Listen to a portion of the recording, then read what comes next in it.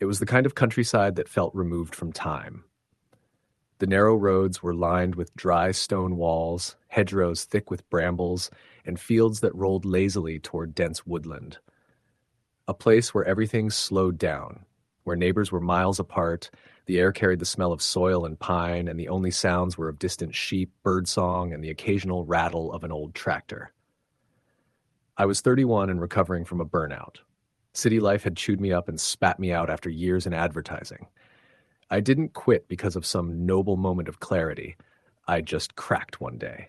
My doctor suggested a change of scenery, so I rented a small, weather-beaten stone cottage in a quiet village in North Yorkshire. The owner, a man in his late 60s named Mr. Pendry, lived several miles away. He warned me when I signed the lease that the place had quirks.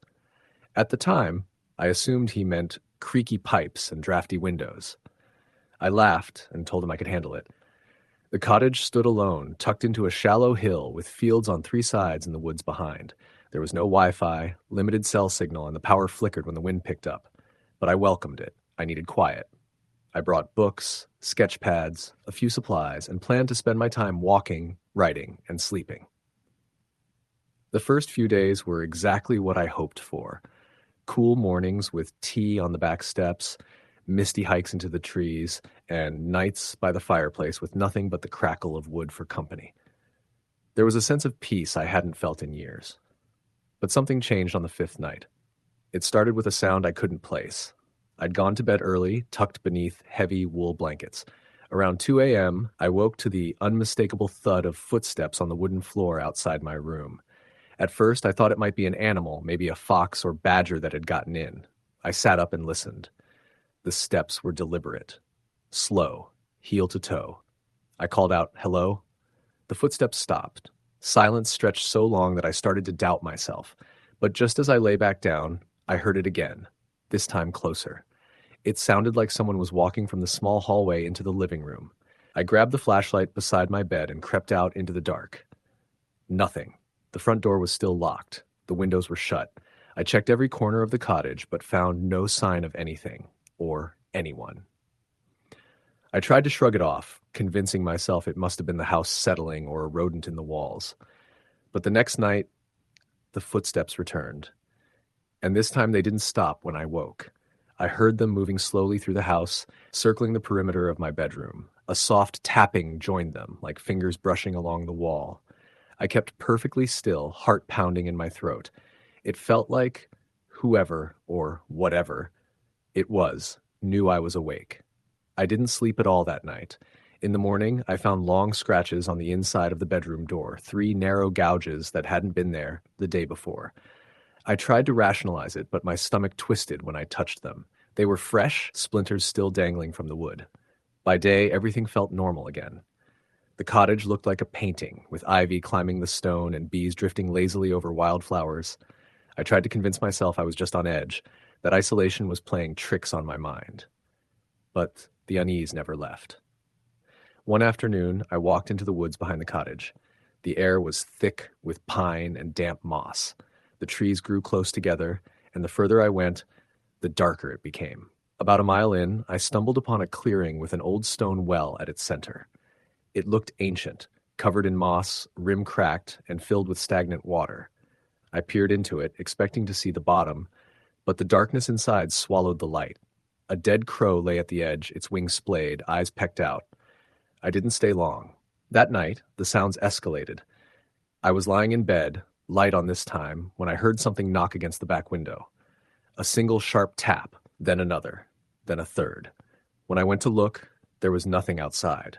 Only the field and the edge of the woods beyond.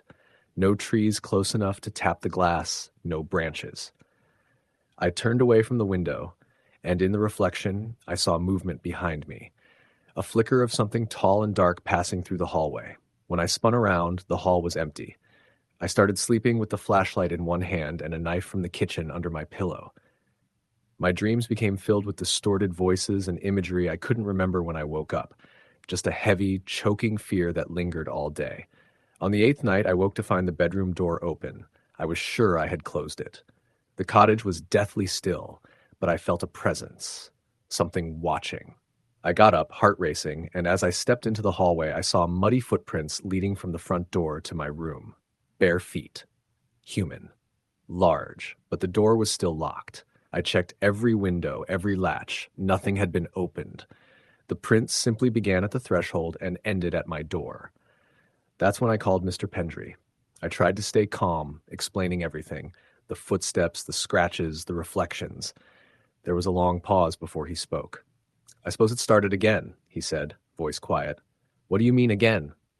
"There's something on that land," he replied. "Always has been. The villagers know to stay clear of the woods behind the cottage. That well especially." "You knew and still rented it out?" "I needed the money, and it hadn't acted up in years. Most people leave after a few weeks. It tends to get stronger the longer someone stays." "Stronger? I suggest you leave now. Tonight if you can."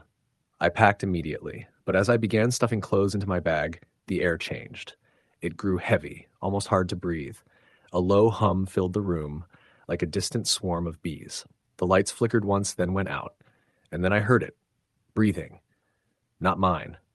It came from the far side of the room. Deep, wheezing inhales as if from lungs filled with water. I aimed my flashlight, but it sputtered and died. In the pitch black, I could hear it getting closer. Wet footsteps slapping against the wooden floor, the breath growing louder. I bolted. Grabbed my keys, stumbled down the hallway, and flung open the door. Outside, the fields were bathed in pale moonlight, and the woods loomed like jagged teeth. I didn't look back. I drove through the night, heart hammering so fast I thought I might pass out. I didn't stop until I reached a motorway service station an hour away. The next morning, I called Mr. Pendry again. He didn't answer. I later learned from a local I contacted online that he died that night. Heart attack in his sleep, they said. I never went back for my things. Lost the deposit. Didn't care. Months passed, and I tried to forget. But something followed me. I still hear tapping some nights, still wake up at 2 a.m. with the sense that someone is standing just beyond the edge of the bed. I've moved twice since, changed numbers, burned every journal I kept from my time in the cottage, but I dream about that well. In those dreams, I'm always standing at the edge, looking down into it, and something is always climbing up. Story the end. The sun was just beginning to set when I first arrived at the farmhouse, the long gravel driveway crunching beneath my tires as I pulled up. The house sat quietly in a hollow surrounded by dense woods, the kind of place where the wind doesn't carry voices, and the silence is heavy enough to feel physical. I had taken the caretaker job for the summer, looking to escape the chaos of the city and find some peace. The owners, an elderly couple who'd lived there all their lives, were visiting family abroad, and I was to keep an eye on the property, water the plants, tend the garden, and generally make sure nothing fell apart while they were gone. The farmhouse was old, built in the early 1800s, according to the worn brass plaque by the front door. Its white paint was faded and peeling, and the porch sagged a little under the weight of decades. Inside, the house smelled of damp wood and cold stone. The floors creaked in every room, and the walls were thick with a musty quiet that seemed to swallow sound whole. The furniture was sparse but heavy, coated with dust despite my best efforts. That first night, I slept uneasily. The darkness outside pressed against the windows, and every creak and groan of the old house sounded amplified in the silence. Around midnight, I thought I heard footsteps on the porch. Slow, deliberate, pacing back and forth. I crept to the window and looked out, but the porch was empty and still. Shaking it off as my imagination, I returned to bed, but sleep didn't come easily. The next few days followed a strange pattern. During the day, everything seemed normal, quiet, peaceful even. But at night, the house seemed to come alive with noises. Whispering voices that stopped as soon as I focused on them, shadows flickering just beyond my sight. Once, I found the kitchen door wide open in the morning, even though I'd locked every door before bed. The dog I'd taken with me, a rescue named Rufus, began growling at the walls and refused to go down into the basement. On the fourth night, things turned from unsettling to terrifying. I was reading by the fire when the lights flickered and went out. The room plunged into darkness. Rufus barked wildly, his hackles raised, ears flat against his skull. Then came the cold. A sudden chill like icy breath on my neck. I felt, rather than saw, a presence, something heavy and ancient, filling the room with a pressure that squeezed at my chest. Then the whispering began, low and urgent. "Leave, now," the voices seemed to say. I froze, heart pounding, unable to move or speak. The fireplace burst into flames, roaring to life though I hadn't touched it, casting twisted shadows across the walls. In the flickering light, I saw a figure, a woman in a faded white dress, her eyes hollow and mournful, reaching out toward me with trembling hands. I bolted from the room, scrambling up the stairs to my bedroom and locking the door. I didn't sleep that night. The next morning, determined to understand what I was dealing with, I searched the house for any history. In the attic, hidden under old tarps, I found a trunk filled with letters and journals from the previous owners. They told a tragic story. A young woman named Eliza, who had died mysteriously in the house over 100 years ago. Her husband, consumed by grief and madness, had tried to keep her spirit bound to the home, performing dark rituals to stop her from leaving. The journals warned that Eliza's spirit was restless, trapped between worlds and growing increasingly desperate. That night, the hauntings grew worse. Doors slammed on their own, cold hands brushed against me in the dark, and the whispers turned to screams. I could see Eliza's ghostly figure roaming the halls, her face twisted in sorrow and rage. In a moment of desperate courage, I attempted to perform a cleansing ritual I'd read about in the journals, using salt and candles to create a protective circle. As I did, the house shook violently, and Eliza's scream pierced the air. The presence vanished, leaving a heavy silence. I left the farmhouse the next morning, unable to stay any longer. Years later, I learned the house remains empty, the locals avoiding it as a place haunted by sorrow and madness. Sometimes on quiet nights, I still hear her voice whispering on the wind, calling me back. Story the end. When I was 26, I worked as a freelance cartographer, creating digital elevation maps and topographical overlays for small county planning offices that couldn't afford full-time GIS staff. One of those jobs took me deep into the countryside of northeastern Pennsylvania, a sparsely populated region of forgotten farmlands, overgrown roads, and decaying houses scattered like relics from another century. The kind of place where the local gas station still had analog pumps and cash-only policies. I'd been hired by the township of Brocklow to chart a section of terrain bordering the state forest. Most of the county maps dated back to the late 70s, and none accounted for shifting land due to runoff and erosion. It wasn't hard work, just time-consuming. They gave me a small per diem and offered an abandoned ranger station near the survey area to stay in for free. I took it. The building was old but intact, a single-story wood structure with an attic, a wraparound porch, and windows clouded by years of dust. The township clerk told me no one had used it since the early 2000s, but they still held the deed and keys. I arrived in mid-October, just as the trees were turning, the air crisp and damp. It was beautiful in a lonely kind of way. Inside, the station smelled of mildew and dry rot. The floorboards groaned under my boots, and the wallpaper had peeled in long strips, revealing bare pine underneath. There were remnants of life, rusted utensils in drawers, a yellowed calendar still hanging on the wall, and a twin bed with a matted wool blanket folded at the foot. I cleaned what I could, set up my gear, and turned on the gas heater. There was no cell signal, no TV, no internet. Just me, the woods, and the occasional coyote howling at night. I didn't mind the isolation. In fact, I liked it. The silence made it easier to focus on my work, and I spent my days hiking the perimeter, collecting elevation points with a handheld GPS and sketching drainage patterns in a notepad. It wasn't until the third night that I realized something was off. It started with tapping, light and rhythmic, like knuckles on glass. I was half asleep when I heard it. 3 short taps, a pause, then 3 more. I sat up in bed, disoriented, trying to remember if I'd left a window open. The tapping stopped. I waited, holding my breath, but the sound didn't return. The next morning, I found faint smudges on the outside of the bedroom window. Not fingerprints exactly, but impressions. Long, narrow, as if someone had dragged the edge of their hand across the glass. I told myself it was condensation, or maybe tree branches brushing against the house in the wind. I let it go, but the tapping returned the next night. This time on a different window, and it was louder.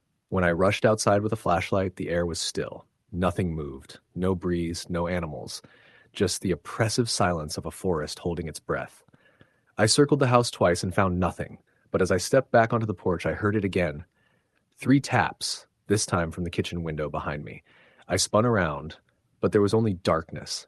Back inside, I locked every door and window. The taps didn't come again that night, but something else did. At 3:14 a.m., I woke to the sound of heavy breathing. It wasn't my own. It came from the attic above my head. The slow, labored inhalation and exhalation of someone asleep or pretending to be. The attic had no stairwell, only a pull-down ladder I hadn't used. I lay still, heart pounding, counting each breath.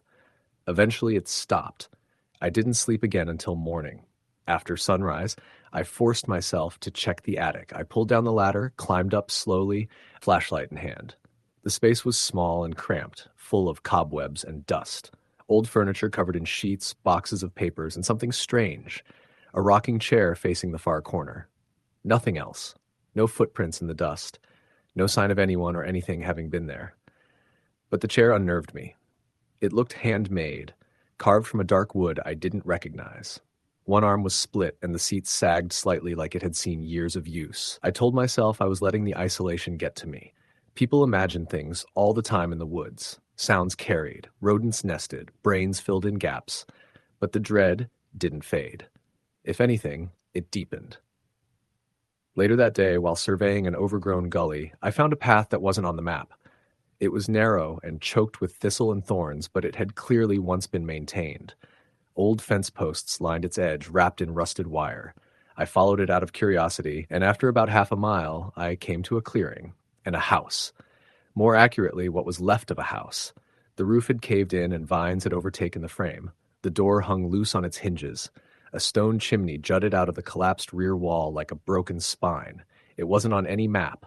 No roads led to it, no utilities, no signs of habitation in decades, but there were footprints in the dirt, barefoot, small, too small for an adult, maybe a child, and they were fresh. I backed away and returned to the ranger station before sunset. That night, the tapping didn't come, neither did the breathing, but I couldn't sleep. I kept thinking about those footprints. Who would walk barefoot in October through thorns and briars? And why were they near an abandoned house in the middle of nowhere? The next day, I went to the township office to ask about the house. The clerk, an older woman named Janice, looked surprised when I described it. "You went down Old Mill Path?" she asked, brows furrowed. "I guess so. I didn't see any signs." "There wouldn't be. That land's not supposed to be accessed. We stopped maintaining the records after the Rogers place burned down." "Rogers?" She nodded slowly. "Family that lived out there. Had a girl, maybe 7 or 8. Story goes she got lost in the woods one night. Whole town searched for days, never found her." "What happened?" Janice hesitated, then leaned closer. "People said she wasn't the first to go missing near that stretch. They said the woods out there weren't right. After the girl disappeared, the parents just unraveled. House caught fire a few weeks later. No one ever claimed to see them again." She leaned back, crossed her arms. "We don't talk about it. Best not to go back." I thanked her and left. I should have packed up then. I should have driven straight home. But I didn't. That night, the air inside the station turned cold. I turned on the heater, but it barely made a difference. My breath fogged in front of me. The walls creaked, and somewhere in the attic, I heard the chair rocking. Slowly. Creak, creak, creak. I climbed the ladder and shined the light into the dark. The chair was rocking. No one sat in it. I didn't go all the way up. I couldn't. I climbed back down, shut the attic, and wedged a chair under the latch. At 2:46 a.m., I heard a voice. A child's voice. "Please let me in. It's cold." I froze. It came from the bedroom window. "Please," it said again, softly. "I don't know where my mommy is." I didn't move. Then the tapping started. 3 slow knocks, a pause, 3 more. "Please, let me in." The voice was wrong. It was too flat, too even, like a recording, like it didn't understand inflection. I stayed silent. Eventually, the voice stopped. But the tapping didn't. It circled the house, window to window, always in 3s. I sat in the center of the living room with a flashlight and a knife. The lights flickered. The heater died. The air turned colder. And then, at 3:17, the attic hatch creaked open. The chair I'd wedged underneath it skidded across the floor, as if pushed by a strong hand. The ladder dropped down on its own. Something was coming down. I ran. I grabbed my backpack and bolted into the woods, running blind with only the moon to guide me. I didn't stop until I reached the dirt road a mile away. I flagged down a passing truck sometime around dawn. I never went back to the ranger station. I never finished the job. A few weeks later, I received an envelope in the mail with no return address. Inside was a photograph, old black and white, of the collapsed house in the woods. Standing in the clearing was a little girl. She was barefoot, her face blurred, and behind her, in the shadow of the trees, was something tall, watching. Story the end. It was the summer of 2012 when my cousin Jenny invited me to spend a couple of weeks at her parents' farm in rural Pennsylvania. I just graduated from college and was looking for a break from the noise and pressure of city life. Her family's farm sat near the base of the Allegheny Mountains, on a winding road that barely showed up on maps. I'd visited once before when I was younger, but I barely remembered anything beyond hay bales and the distinct smell of manure. When I arrived, I was struck by how isolated it felt. The nearest neighbor was almost a mile away, and cell service dropped completely about 5 minutes from their driveway. The farmhouse was old, built in the 1880s, but well maintained. Jenny's father, Dennis, was the quiet sort, always out working the land or fiddling with something in the barn. Her mother, Mary Ann, was warmer, always cooking or humming hymns. They were a grounded family, deeply rooted in that countryside. Jenny was a few years younger than me and worked at the local library. She spent most of her evenings in her room reading or out in the fields sketching landscapes. We got along well, though I quickly noticed she was a little more subdued than I remembered, more cautious, sometimes distracted, like she was always listening for something. After my third night there, I started to notice strange things around the farmhouse. It began with the hallway mirror. It hung in the upstairs corridor between Jenny's room and mine, a tall antique piece with a carved wooden frame that must have weighed a ton. The first time I noticed it, I was walking back to my room after brushing my teeth. In the reflection, I saw something standing at the far end of the hallway. It looked like a person, tall, thin, slightly hunched. But when I turned to look, no one was there. I laughed nervously, blaming the dim light and the way old mirrors warp images. But when I glanced back at the mirror, the reflection was empty. I didn't say anything to Jenny the next day. I didn't want to seem paranoid. But that night, I woke up around 2:30 a.m. to the sound of footsteps on the wooden floorboards, slow, deliberate, moving past my room. I figured it was Dennis or Marianne going to the bathroom. But when I asked about it at breakfast, they said they hadn't left their rooms at all. Jenny went quiet, pushing her eggs around her plate. When I asked if she heard it too, she nodded slowly. "You'll hear it more," she said quietly. "It walks almost every night." I waited for her to explain, but she didn't. She just got up and went outside. Over the next few nights, the footsteps became more frequent, always between 2 and 3 in the morning. Sometimes I'd hear it walk all the way to my door and stop, standing there for minutes at a time. I never opened the door. I was too scared to. On the 7th night, things escalated. I was lying in bed, reading by lamplight when the bulb flickered and went out. My room plunged into complete darkness. I reached for my phone to use the flashlight, but it wouldn't turn on. Dead battery, even though I was sure I charged it before bed. Then I heard it. A faint scratching noise, like fingernails on wood, coming from inside my closet. I froze, my body tensed, every muscle on edge. The scratching continued, slow and rhythmic. I got out of bed slowly, reached for the lamp, and jiggled the switch. Nothing. Then the closet door creaked. Not wide, just a little, but enough to see that it had been closed before. I whispered, "Jenny?" No answer. The scratching stopped. I backed away, heart racing, until I bumped into my nightstand and knocked a book to the floor. The thud echoed like a gunshot in the silence. That's when something inside the closet whispered, "Shh."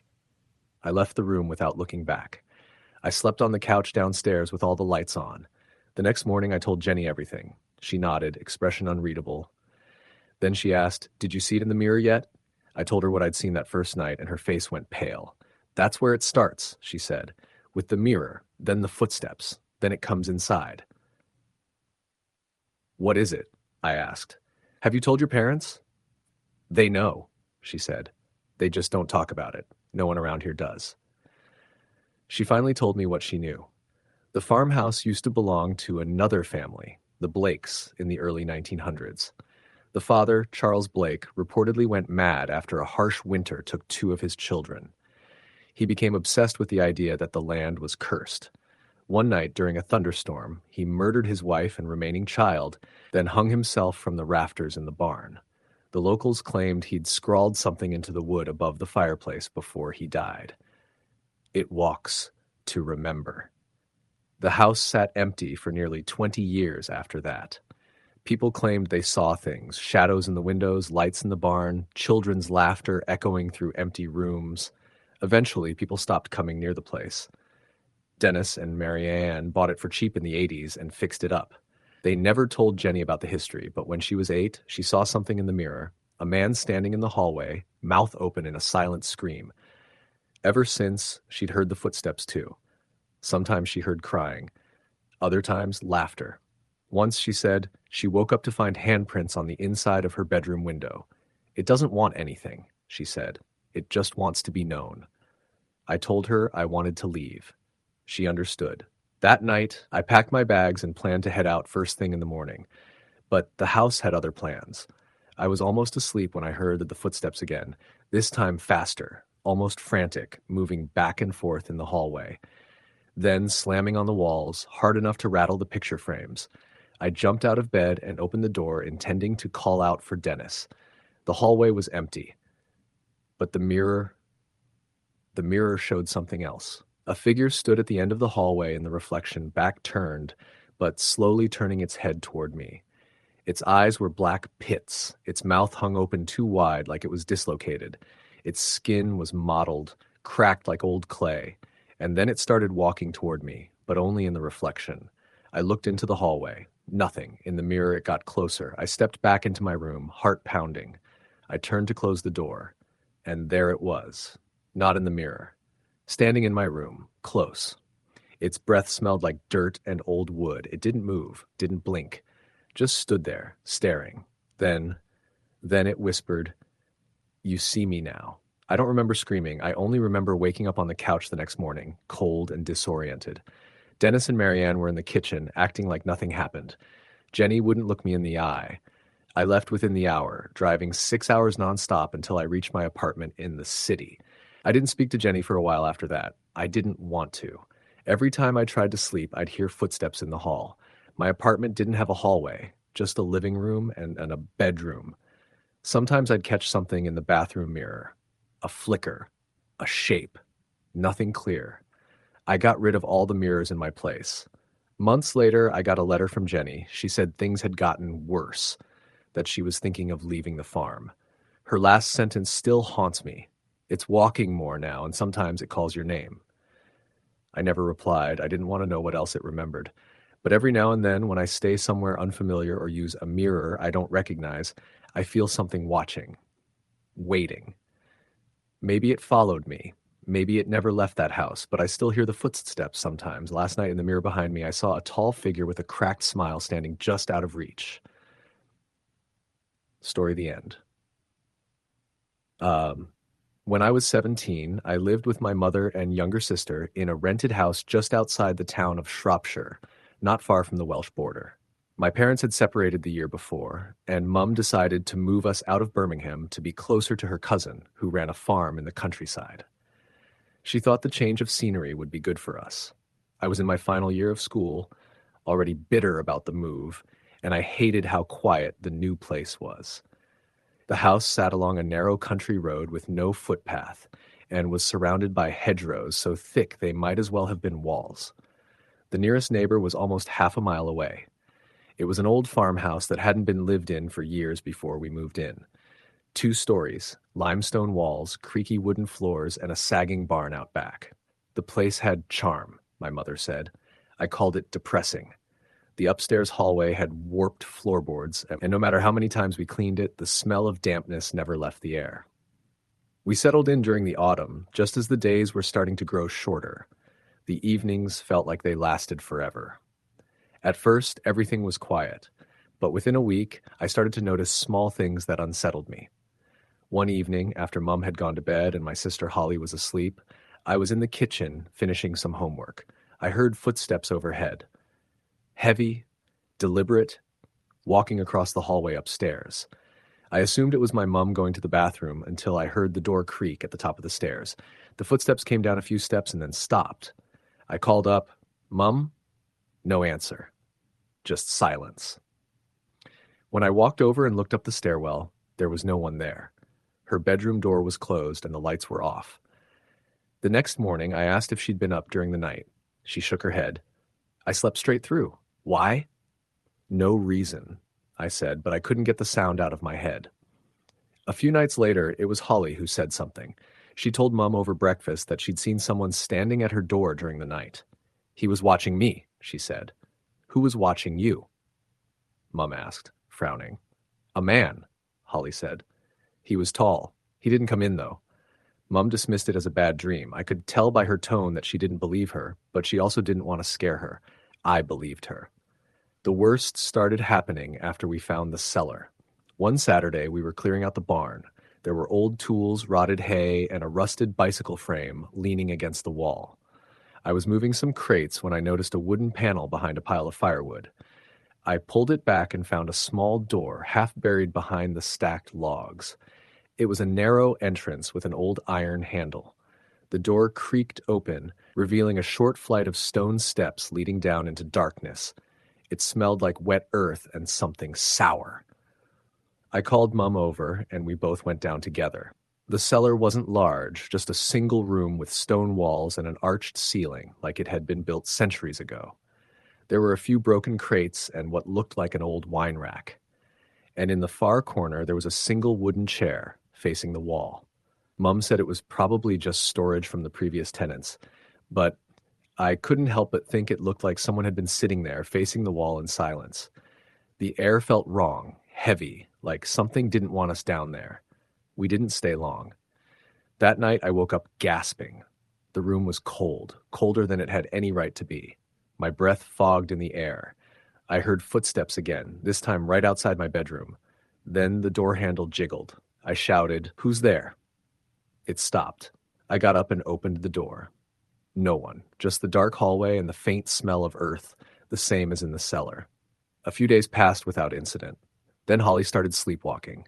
One night, I found her standing at the top of the stairs, facing the attic door. Just standing, not moving, eyes open but unfocused. I gently led her back to her bed. She didn't remember any of it the next morning. 2 nights later, I found her again, this time downstairs in the kitchen, holding one of the old iron keys we'd found in the barn. Her feet were muddy, like she'd been outside. That same week, my mum said she kept waking up with bruises. "It's probably just the bed frame," she said, but they looked like finger marks. We all grew more tired, snapping at each other, restless. The power started cutting out randomly. Light bulbs would burst. Holly refused to sleep alone. One evening, as I sat in the living room reading, I heard something fall upstairs. I rushed up and found a picture frame shattered on the landing floor. The photo inside it, the one of my mom holding Holly as a baby, had a long scratch right across my mother's face. That night, Mum admitted something she hadn't told us. She'd been hearing whispers. At first, she thought it was the wind or her imagination, but they grew louder and clearer. They called her name. We decided to spend a night at her cousin's house just a few miles away. It was late by the time we left, the road dark and unfamiliar. Holly was crying in the back seat, and Mum looked like she hadn't slept in days. We only stayed one night. The next morning, we returned to grab more of our belongings. I went in first. The air was unbearable inside, damp and sour. Then I heard the chair in the cellar scrape against the stone floor. I didn't go down there. I called Mum and told her we were leaving everything behind. A few weeks later, she had the lease terminated early. The landlord didn't ask any questions. When my mother pressed him about the history of the house, he admitted there had been some concerns in the past. He said a man had lived there alone for decades, a recluse. No one in the village saw him much. He died in the house, apparently in the cellar. When they found him, he was sitting in that same chair, facing the wall, surrounded by small bones of animals and carvings etched into the stones. Mum didn't ask for more. Years later, I drove past the property again. The house was still empty, windows boarded up. The trees around it had overgrown, the barn nearly collapsed. It looked abandoned, but not forgotten. I swear, as I passed, I saw something in the upstairs window. Just a shadow. Still. Watching. I haven't been back since. Sometimes I wake up at night and hear footsteps in my flat. I try to tell myself it's just the neighbors, but the air shifts. And I remember the way that house smelled. The way the darkness crept in like something alive. Some places don't want to be lived in. Some houses don't forget. Story, the end. I grew up in a quiet suburb, so the idea of escaping to the countryside was always appealing to me.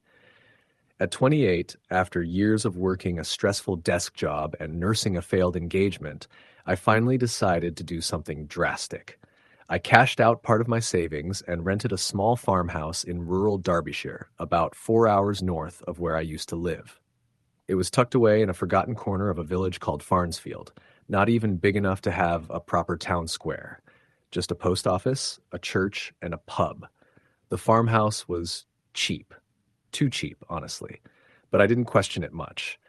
The listing described it as a fixer-upper with rustic charm, and I told myself that a little wear and tear was part of the package when it came to old countryside homes. It stood by itself at the end of a long, narrow road surrounded by fields and hedgerows. A crumbling stone wall circled the front garden, and the entire house leaned slightly to one side, like it had grown weary over the centuries.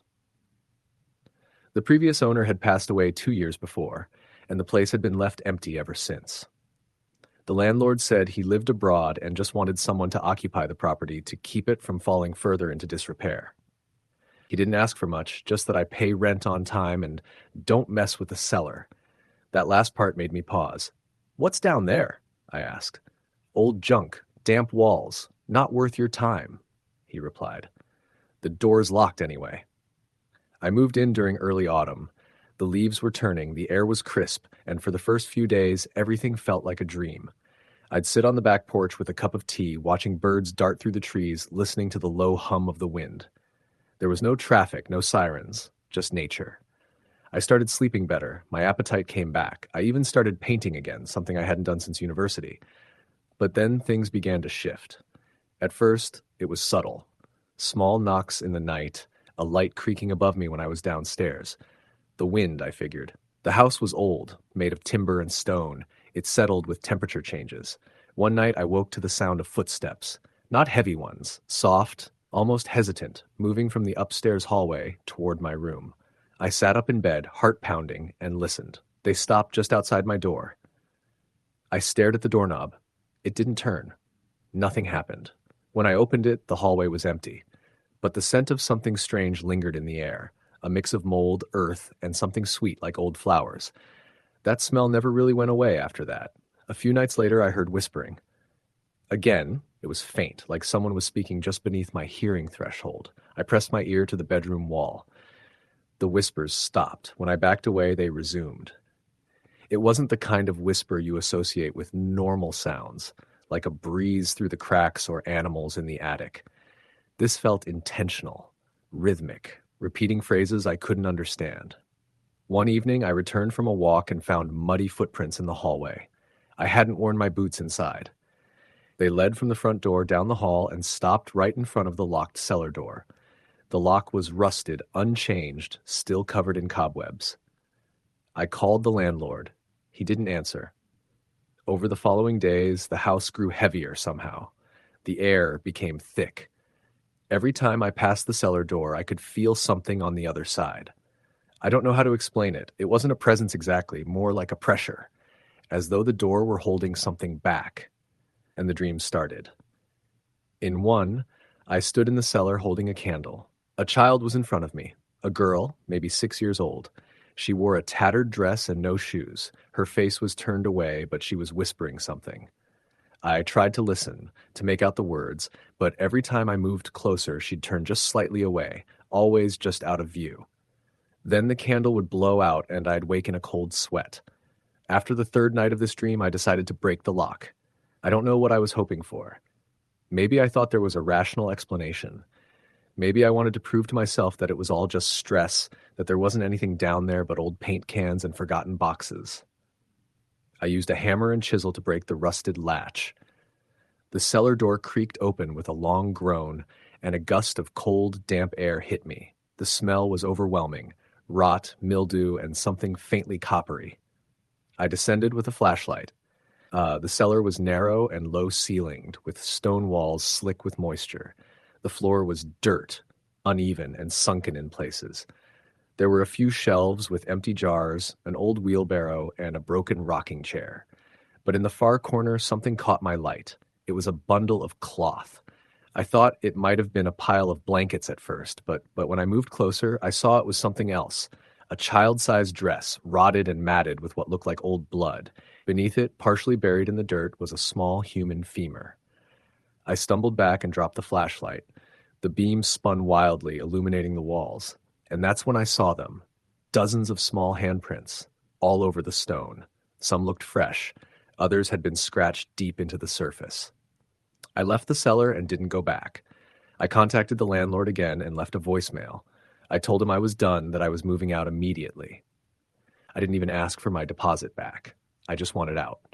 That night, I stayed in the upstairs bedroom with the door locked and every light on. At around 2 a.m., the power went out. The house was plunged into darkness. I scrambled for my phone, but the screen wouldn't turn on. It was dead, even though I'd charged it earlier. Then I heard the whispers again. They were louder now, almost chanting, surrounding the house. And underneath them, a different sound, scraping, like something being dragged across wood. I froze. The cellar door. I didn't want to move. But part of me, the same part that made me open the door in the first place, forced me to stand, to tiptoe to the top of the stairs. From the dark, I heard it, a single child's laugh. The next morning, I packed my car and drove away. I didn't even finish loading all my things. I left paintings, dishes, everything. The landlord finally called me 2 days later. I told him what I'd found and what I'd heard. He went quiet for a long time, then said, "I told you not to open the door." That was it. I contacted the local police and filed a report anonymously. I didn't want to be involved beyond that. I heard later through a local news article that a team had excavated the cellar and found multiple human remains, children, mostly. Some dated back over 100 years. There was no official explanation. The farmhouse was declared a historical site and sealed off. Sometimes I still have that dream. The girl in the cellar whispering just beyond my hearing, always facing away from me. I wake up gasping, drenched in sweat, heart racing like it did the night the lights went out. I've moved twice since then. Cities. Always cities. I'll never go back to the countryside. There's something old out there in those forgotten corners that doesn't want to be remembered. Something that lives in the cold places under the floor, behind locked doors, in the silence between trees, and whatever it is, it's still waiting. Story the end. The countryside had always seemed like the perfect place to escape. After the chaos of city life, long hours at the office, the noise, the endless rush, I wanted silence. Peace. Something I hadn't felt in years. So when I inherited my grandfather's old farmhouse from a relative I barely knew, I saw it as a sign.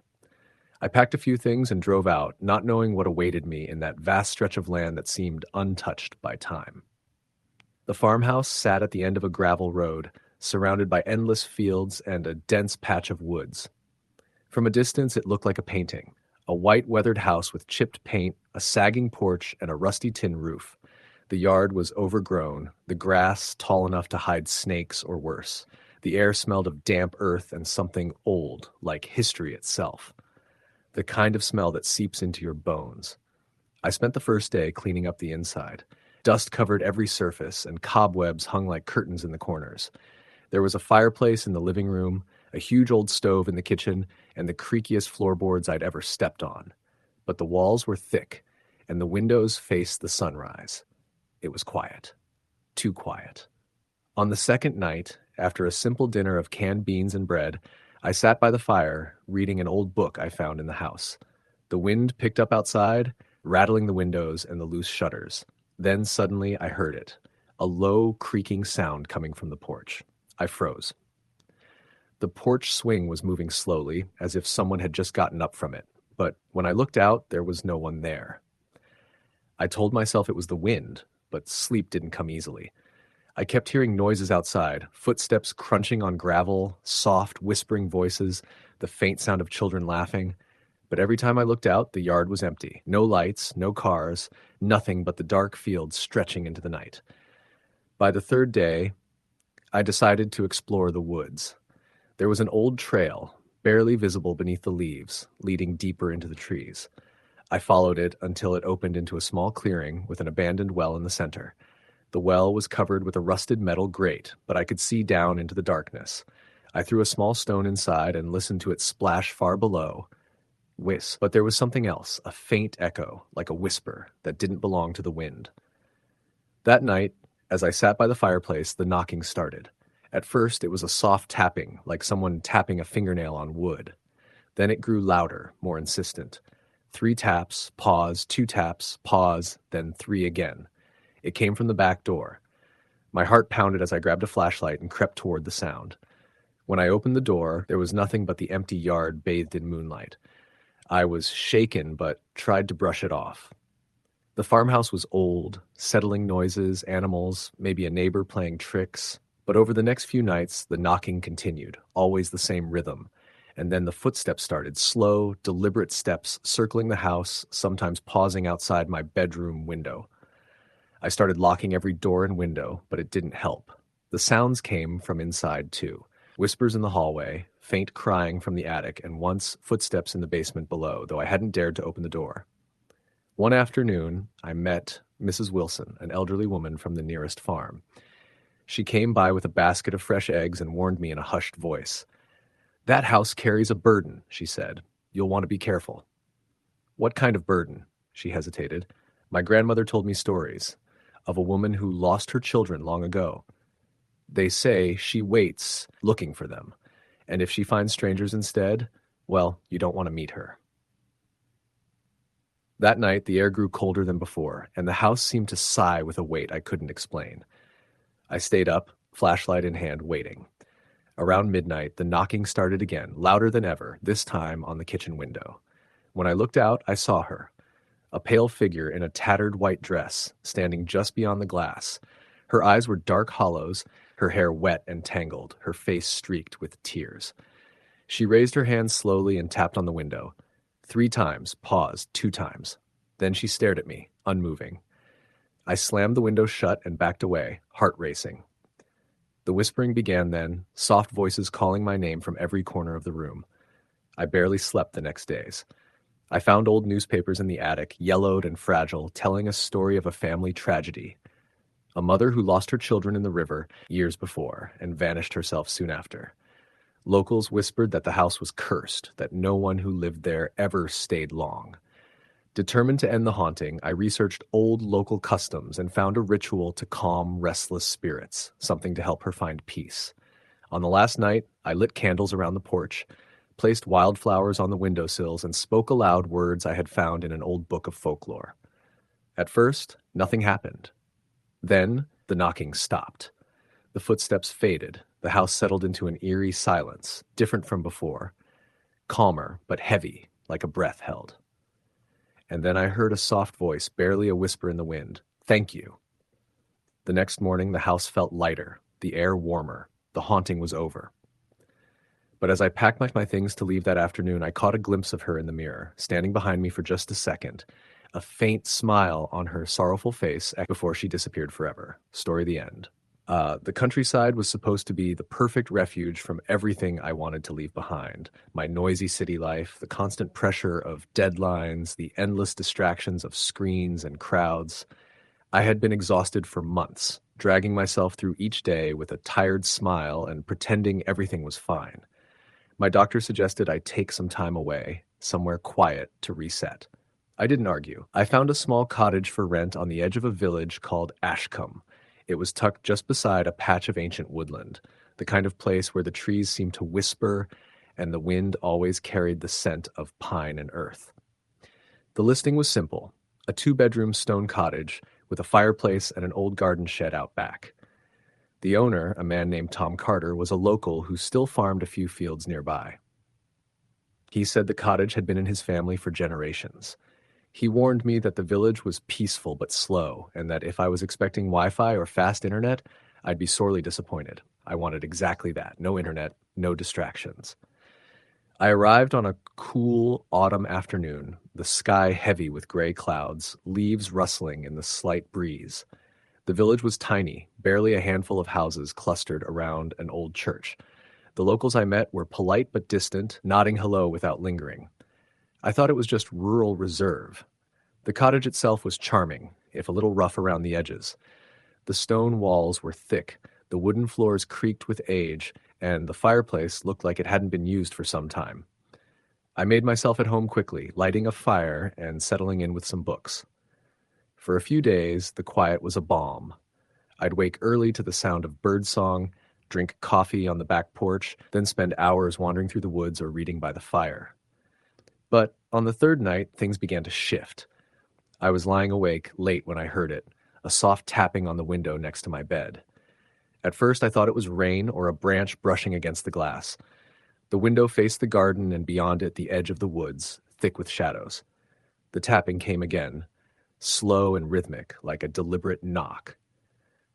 I got up, flashlight in hand, and crept to the window. Outside was empty. The garden was still, only the faint rustle of leaves in the breeze. I stepped out onto the porch, shining the light into the dark trees. Nothing moved. I told myself it was just an animal, maybe a fox or a badger looking for food.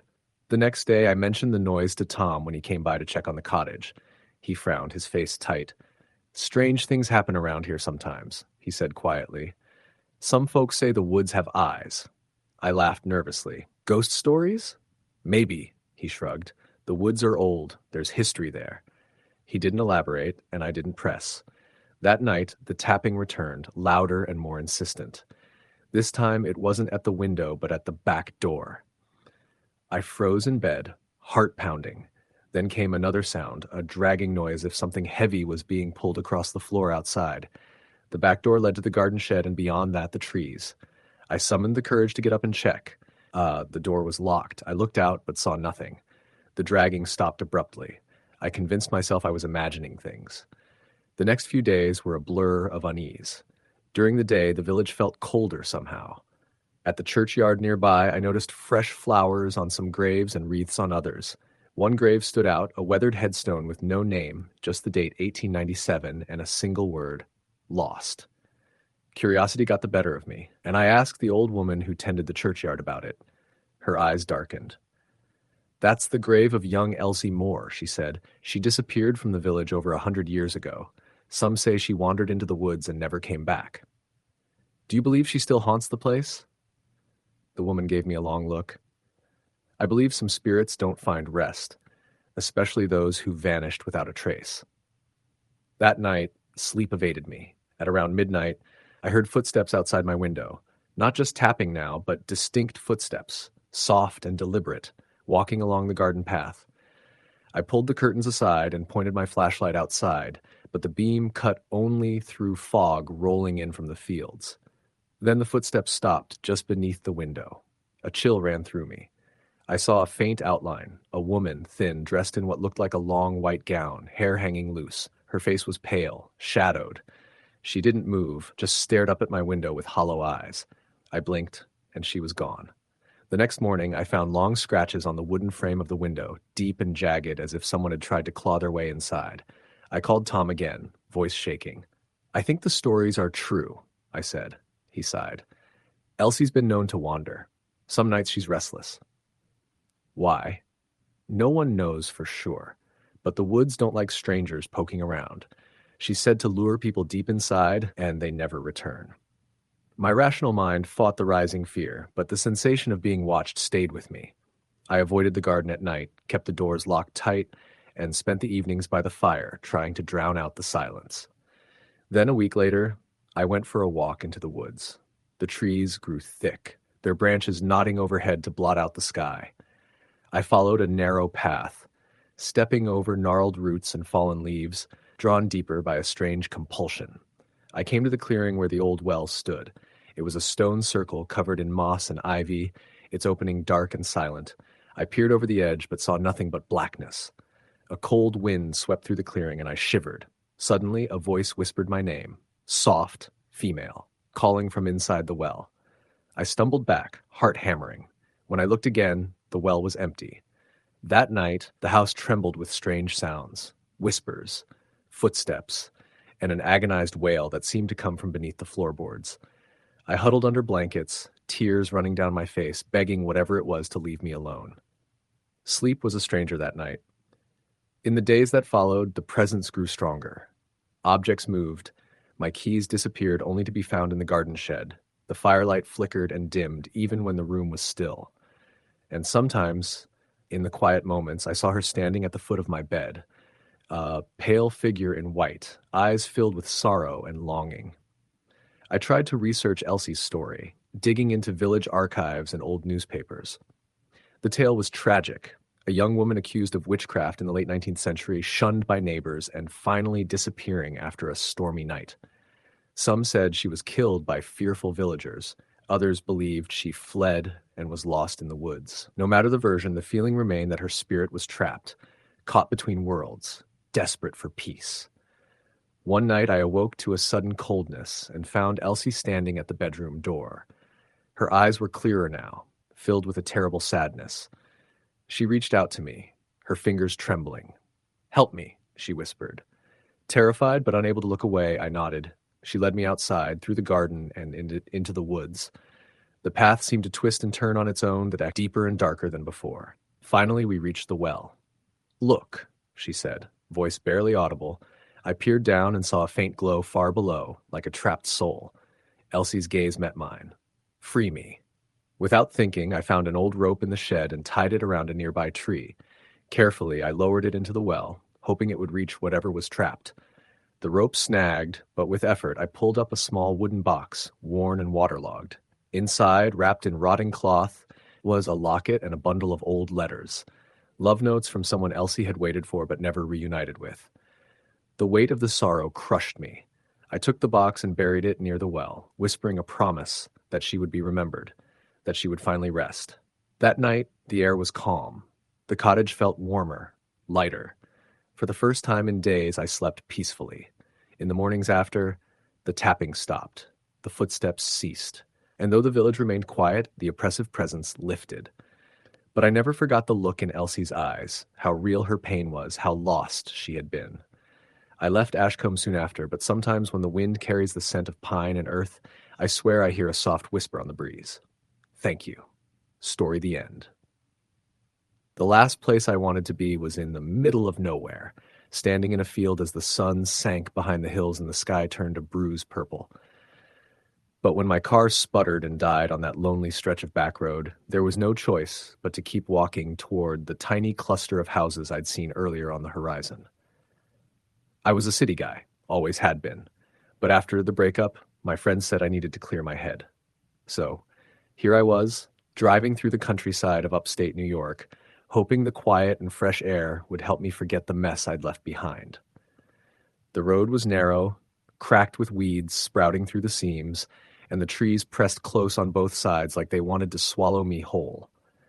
My phone showed no service in the corner, which didn't surprise me. The last gas station was miles back, and the nearest town was barely a dot on the map.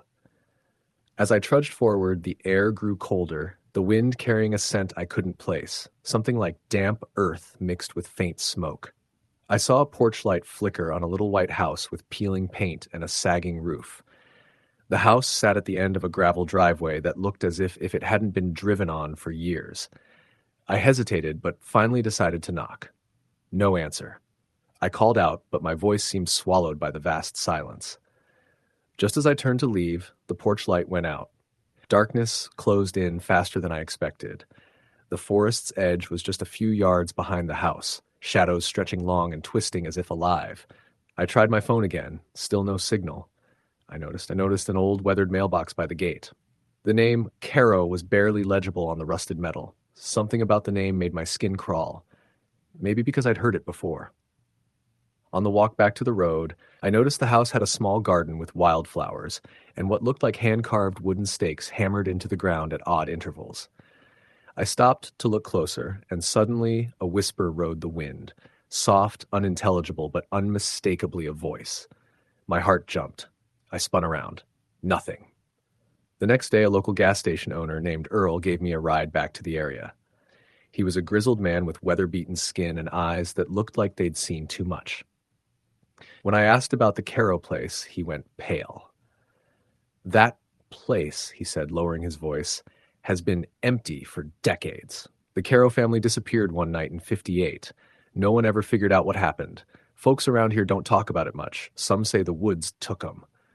I tried to get more details, but Earl just shook his head. "Best leave that alone." That night, I camped near the edge of the woods, a mile from the house. The sky was clear, stars pinpricks of cold light. I was restless, unable to shake the feeling of eyes watching me. Around midnight, I heard footsteps crunching on dead leaves behind my tent, slow and deliberate. I shone my flashlight toward the trees, but saw nothing. The sound stopped abruptly. Then the soft whispering started again, this time clearer. "Help me." The voice was childlike, trembling. I sat up, heart pounding, and called out, "Who's there?" Silence. The next morning, I found small footprints circling my tent. They were too tiny to be a dog or a raccoon, like a child's. But no children lived out here, at least none that anyone knew about. I packed up quickly and went back to Earl's gas station. He told me to get out of the area and never come back. Curiosity, though, had me. I felt drawn to the place, like it was trying to tell me something. Over the next few days, I found scraps of old newspaper clippings buried in the dirt near the Caro house, stories about a little girl named Elsie Caro who vanished without a trace, leaving only a single red ribbon behind. Neighbors whispered about strange lights in the woods and distant cries at night. One evening, I decided to visit the house again, despite Earl's warnings. As I approached, a chill settled over the air, thick and suffocating. The garden stakes looked fresher, and the ground near them was freshly turned. I heard the tapping again, the same 3 knocks I'd heard at the abandoned ranger station I stayed at years ago during another mapping job. Except this time it was coming from the broken window of the Caro house. I stepped closer, heart in my throat, and peeked inside. The floor was covered in dirt and decayed leaves, but there, in the corner, was a small rocking chair moving gently as if pushed by unseen hands. Then I saw her. A pale figure standing just beyond the porch light's reach.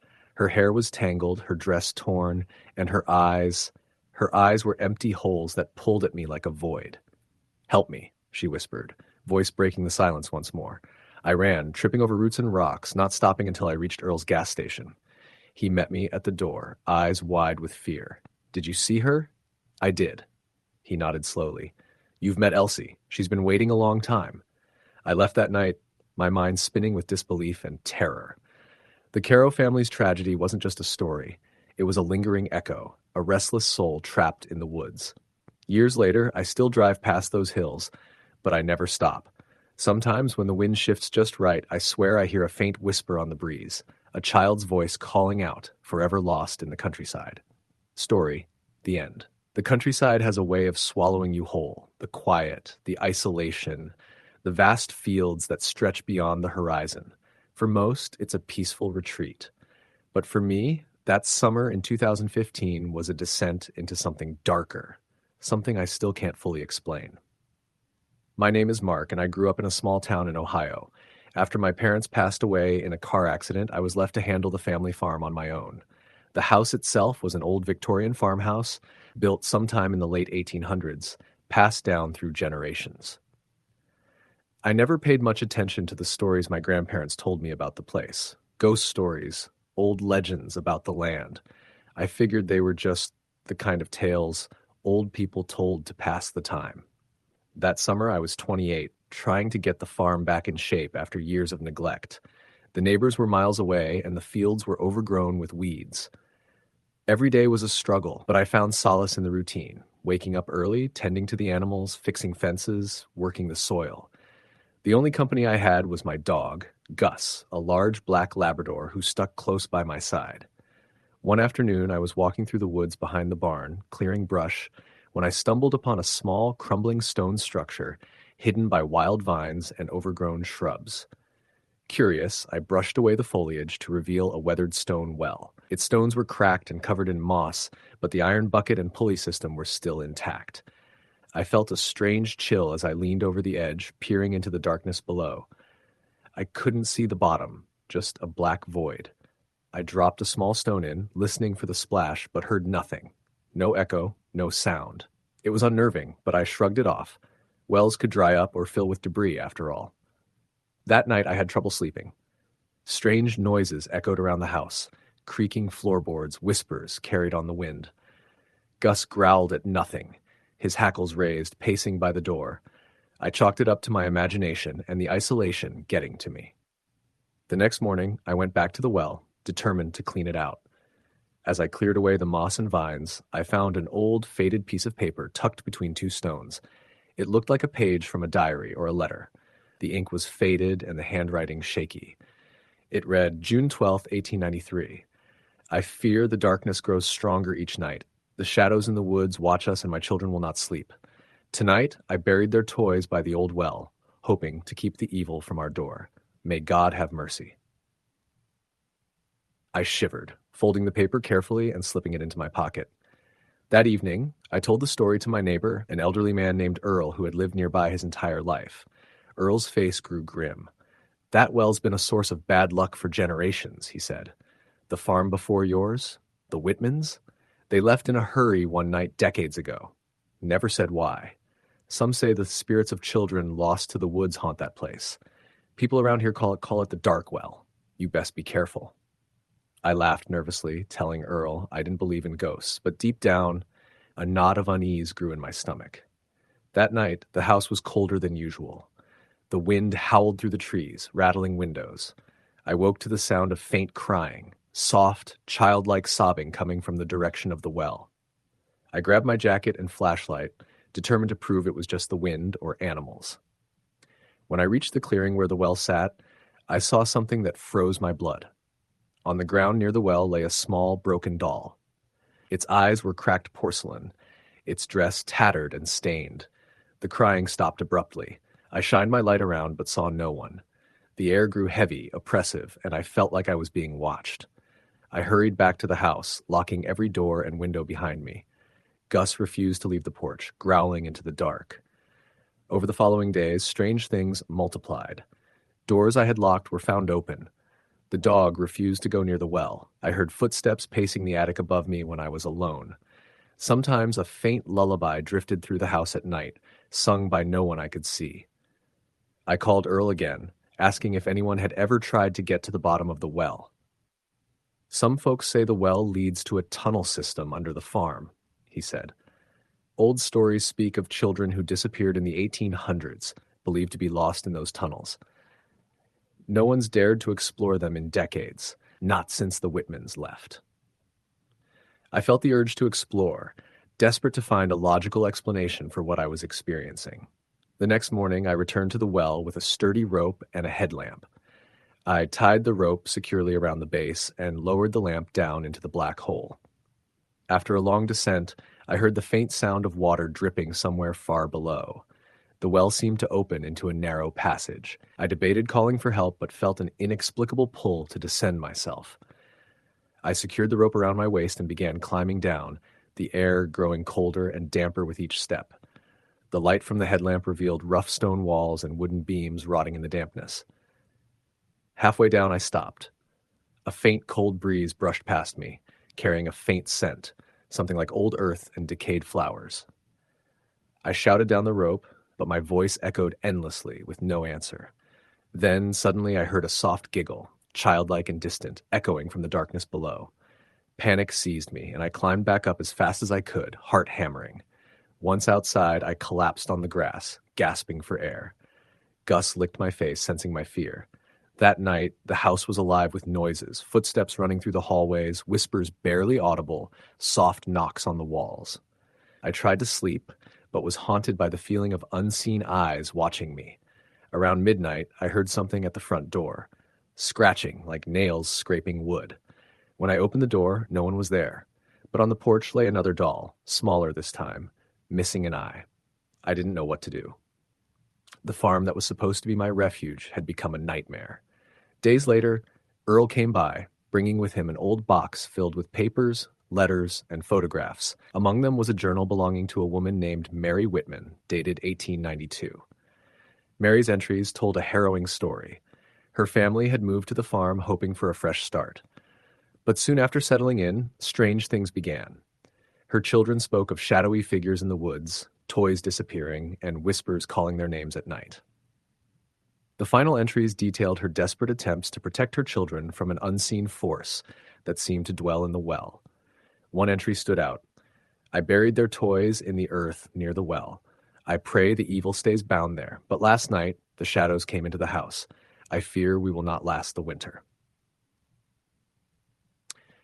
The last page was stained with tears and smudged ink. That night, as I read Mary's words by the fire, a sudden chill swept through the room. The flames flickered and died, plunging me into darkness. Then the crying started again. This time it was louder, desperate, pleading. I stood, heart pounding, and felt a cold breath on my neck. Turning slowly, I saw her, a pale figure of a woman in tattered clothes standing just beyond the window. Her eyes were hollow, and tears of dirt streaked down her face. I stumbled back as she vanished into the night. The next morning, I packed what I could carry. I couldn't stay another day. As I drove away, I glanced in the rearview mirror and saw the silhouette of a little girl standing in the field by the well, waving goodbye. I never returned to that farm.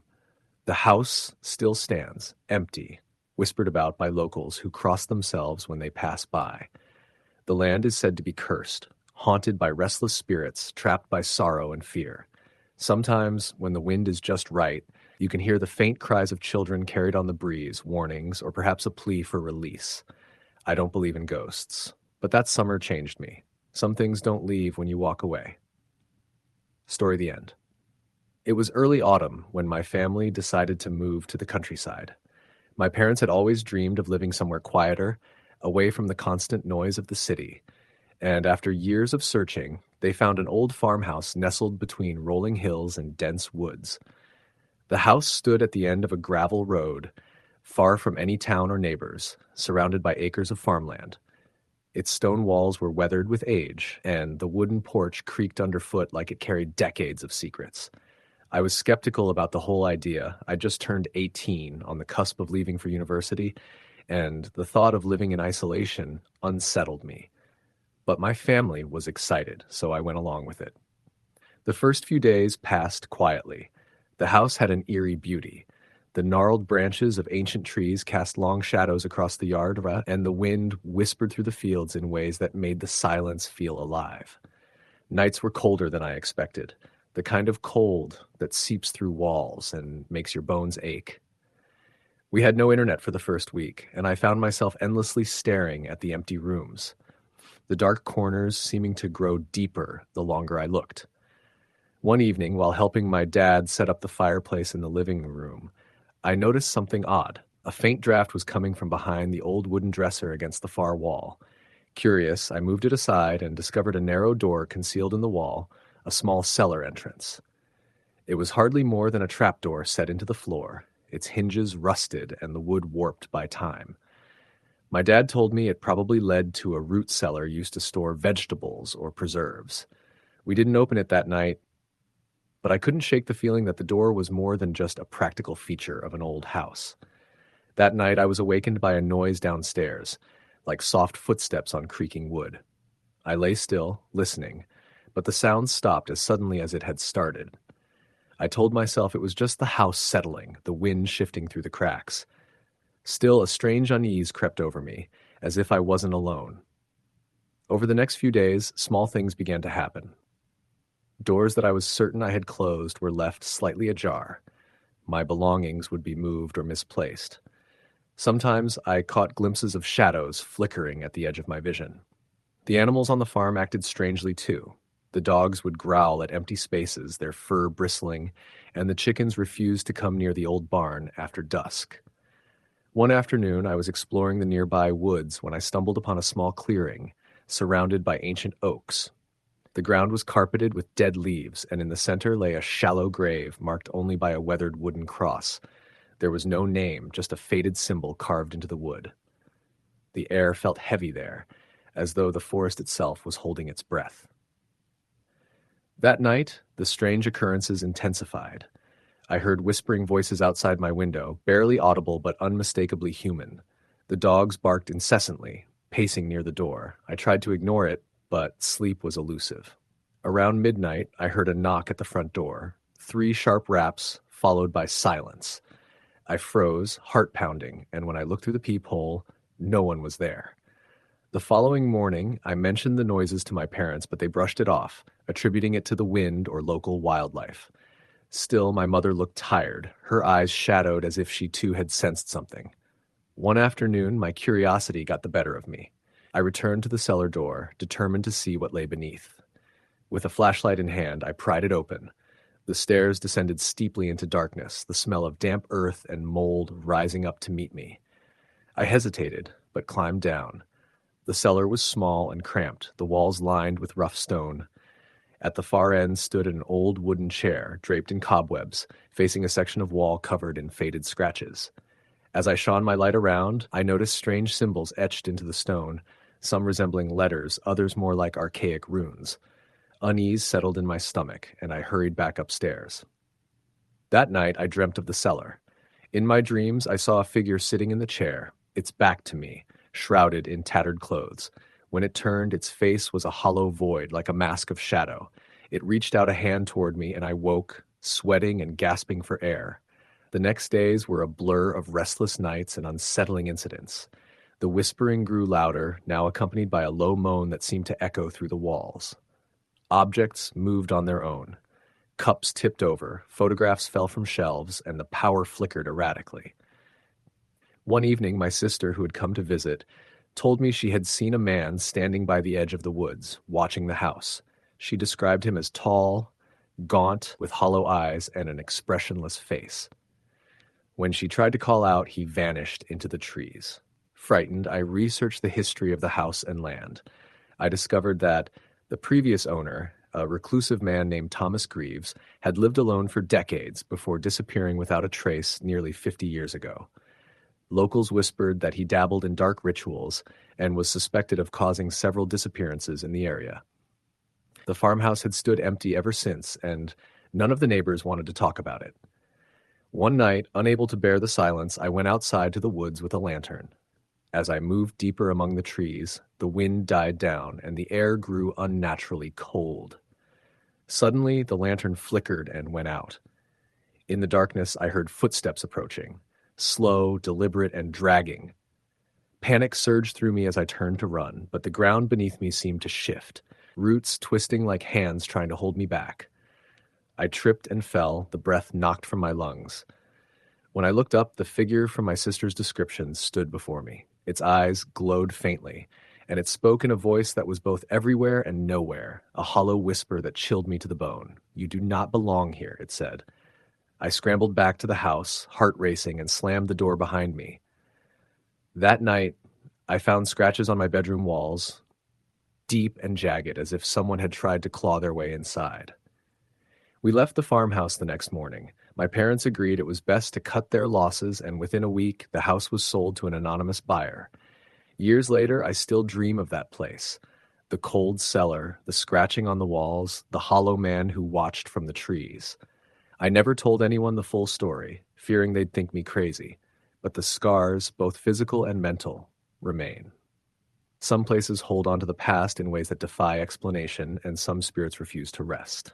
Story the end. The road to the old countryside village was narrow, lined with towering oaks whose gnarled branches clawed at the fading light.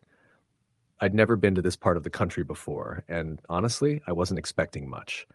Just a quiet place to get away from the city and clear my head. The invitation came from my cousin Tom, who had inherited a farmhouse after his grandfather passed. He was excited about fixing it up, but needed a break from the construction work, so he asked if I'd come spend a week with him. When I arrived just before sunset, the house was more isolated than I expected. No neighbors in sight, just fields that rolled into dense woods.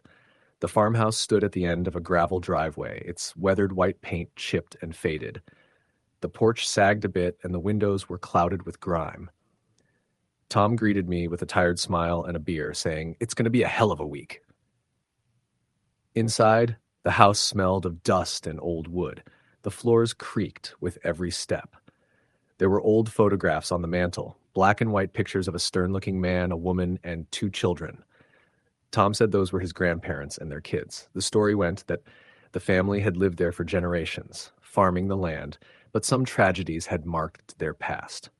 The first night was peaceful, aside from the occasional owl and the rustle of leaves outside. But on the second night, things started to feel off. I woke to the sound of footsteps in the hallway, slow and deliberate. I pulled the covers over my head, convincing myself it was Tom coming home late, though I knew he was already asleep. The footsteps stopped outside my door and then faded down the stairs. The next morning, I asked Tom if he'd been up during the night. He looked at me, puzzled. "Nope. You sure you didn't dream it?" I shrugged it off, but couldn't shake the unease. That afternoon, we cleared out the cellar, which was damp and smelled of mildew. Tom showed me an old wooden box hidden behind a loose stone in the wall. Inside there were letters and a faded diary belonging to his great-grandmother, Margaret. Reading the diary was like stepping back in time. Margaret wrote about her life on the farm in the 1920s, about her husband, about the crops and the seasons. But as the entries continued, a dark undertone emerged. She wrote about strange noises at night, about footsteps outside the windows, about a presence that watched her and her children. One entry chilled me. "Last night I heard the crying again. It's not the wind. It's a child's voice, calling out from the woods. I fear something dreadful has happened." That evening, the air grew heavy and an unnatural cold seeped into the house. I stayed downstairs, refusing to sleep alone. We talked late into the night, and Tom told me the old village rumor. Years ago, a child had disappeared from the farm, never to be found. Some said the woods took her. Others whispered darker things. At around 2 a.m, I woke suddenly to the sound of a lullaby drifting through the house.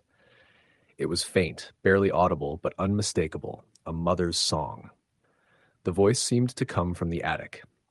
I grabbed a flashlight and crept up the narrow staircase. The air grew colder as I reached the top. The attic was dark, filled with old furniture and boxes covered in sheets. The lullaby stopped abruptly. Suddenly, the beam of my flashlight landed on a small rocking chair, moving slowly back and forth by itself. My heart raced. Then I saw her. A pale figure of a little girl, no more than 6 or 7, standing near the window. She wore a faded white dress, her long hair hanging loose. Her eyes were hollow, her face expressionless. I blinked, and she vanished. I hurried downstairs and found Tom already awake, looking as shaken as I felt. Over the next few days, the hauntings escalated. Doors slammed, windows rattled, and every night the lullaby returned, sometimes accompanied by soft sobbing. The presence felt sad, desperate. Determined to find out the truth, Tom and I went through the village records and talked to older residents. They told us the story of little Lucy, Margaret's daughter, who had vanished mysteriously one cold November night. Search parties found no trace. One man whispered, "Some say she was taken by the forest spirits for trespassing. Others say she never left the house." On our last night there, Tom and I sat by the fire, exhausted and on edge. Suddenly the temperature plummeted. A cold breeze swept through the room despite the closed windows. Then, in the flickering firelight, the little girl appeared again, standing silently near the doorway. Her eyes met mine, and I felt a wave of sorrow wash over me. She pointed toward the woods. Taking a deep breath, I followed her gaze outside. The moon was full, casting silver light on the skeletal trees. The lullaby floated on the wind. We walked toward the ancient oak tree at the edge of the property. Underneath, the ground was disturbed, as if something had been recently buried. Digging carefully with our hands, we unearthed a small wooden box. Inside was a tiny, rusted locket and a faded photograph of a smiling child, the same girl who had haunted us. Suddenly, the air felt lighter. The oppressive sadness lifted. Back inside, the lullaby ceased. The next morning, we buried the box in the churchyard, placing wildflowers on the grave. As I drove away from the countryside, I looked back at the farmhouse one last time. The sun was rising, and for the first time, the place looked peaceful. I never spoke of what happened to anyone outside that village, but sometimes, when the wind howls through the city streets, I swear I hear that lullaby, a gentle reminder of a child lost and finally found. Story the end. The first time I ever visited the countryside was when I was 25, desperate to escape the endless noise and grime of London for a weekend. My friend Sarah had invited me to stay at her family's farmhouse, a modest 2-story home nestled in the rolling hills of Yorkshire. She assured me it was peaceful, a place where time seemed to move slower. I was drawn to the idea of fresh air and quiet nights, away from the city's chaos. The farmhouse was older than anything I'd ever seen, built sometime in the 1800s. Its thick stone walls were weathered and stained by decades of rain and wind. Inside, wooden beams crisscrossed the ceilings and the floorboards creaked beneath every step. Despite the rustic charm, there was something immediately unsettling about the place. The windows were small and the curtains hung heavy and moth-eaten, casting the rooms in perpetual dusk. Sarah told me stories about the house's history, how her ancestors had lived there for generations. She spoke fondly of the land, the fields stretching endlessly behind the house, and the nearby forest where she used to explore as a child. But she also mentioned that there had always been strange happenings. "Nothing too scary," she said with a nervous laugh, "just weird noises, footsteps when no one's there, and sometimes lights flicker for no reason." I shrugged it off at the time. Old houses made noises. The first night was quiet enough, though I remember waking up several times to the feeling that I was being watched. There was a coldness in the air that no amount of blankets could chase away.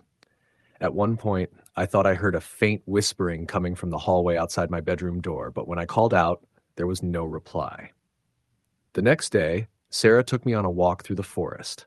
The trees were tall and dense, their branches intertwining overhead to form a thick canopy that filtered the sunlight into muted green.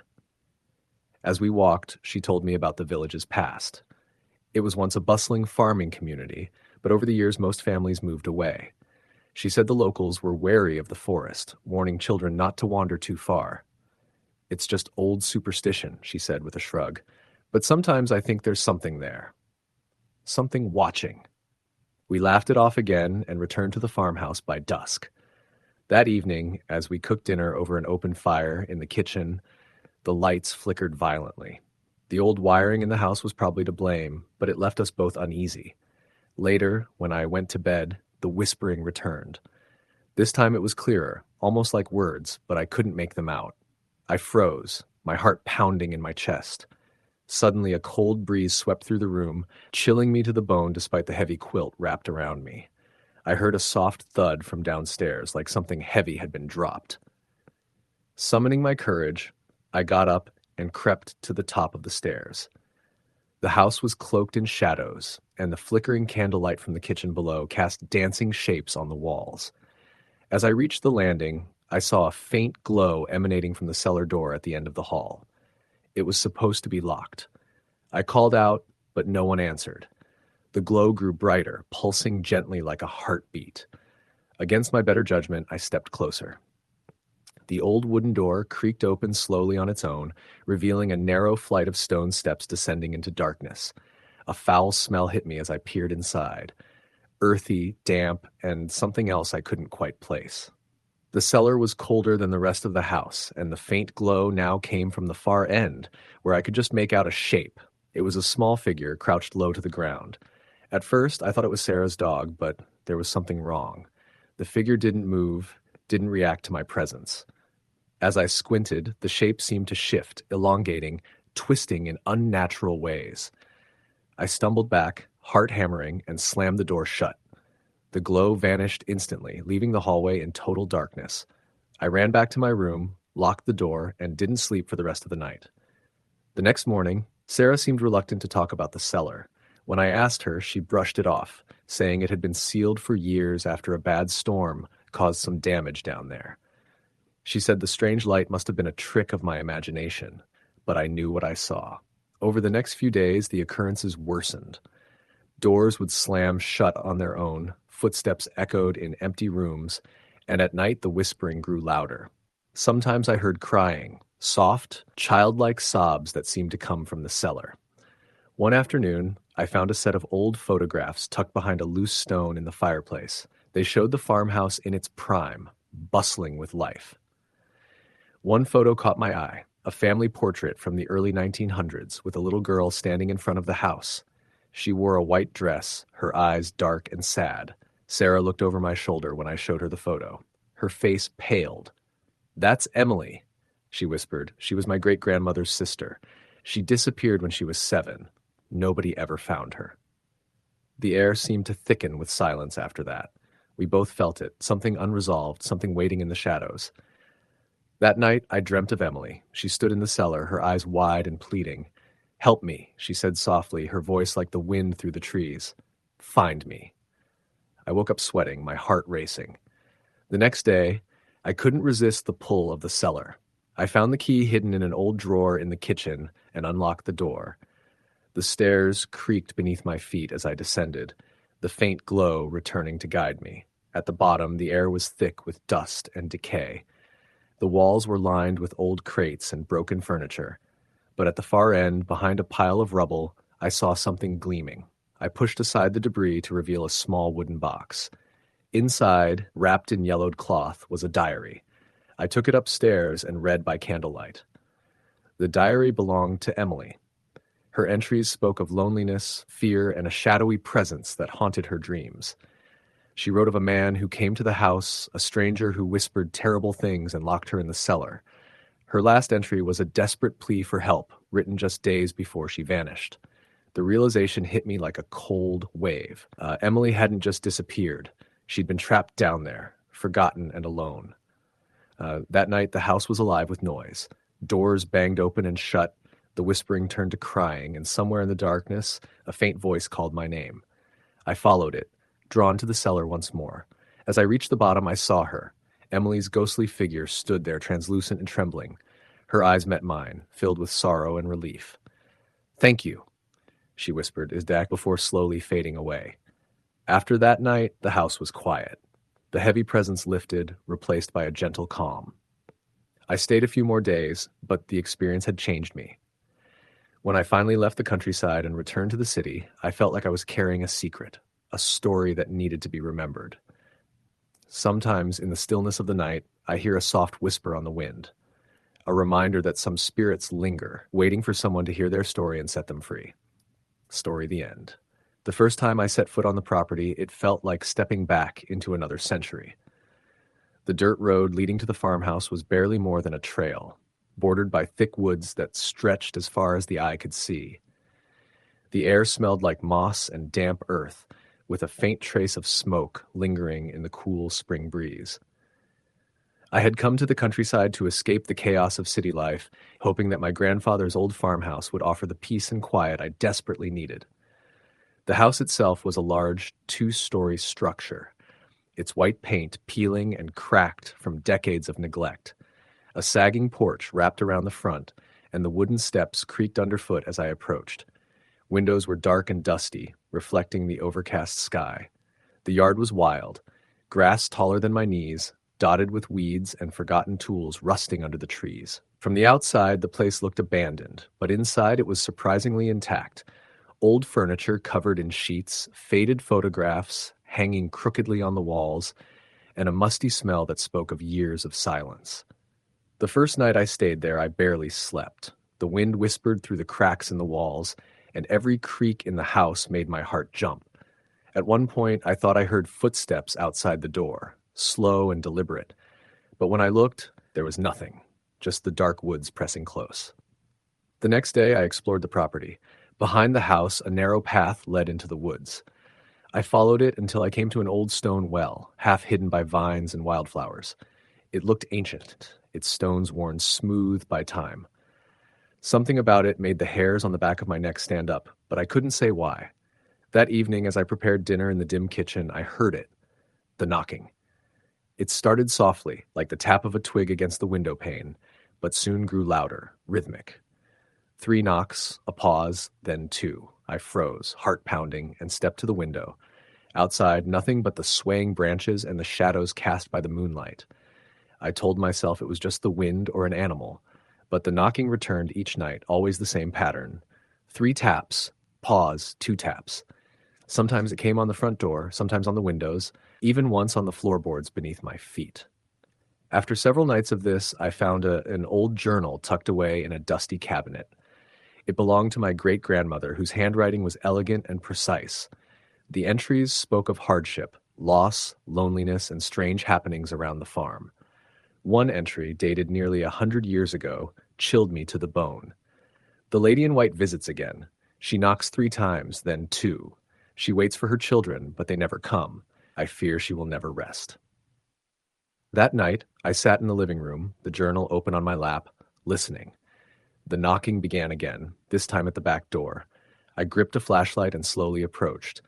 When I opened the door, I saw her, a pale figure in a tattered white dress standing just beyond the threshold.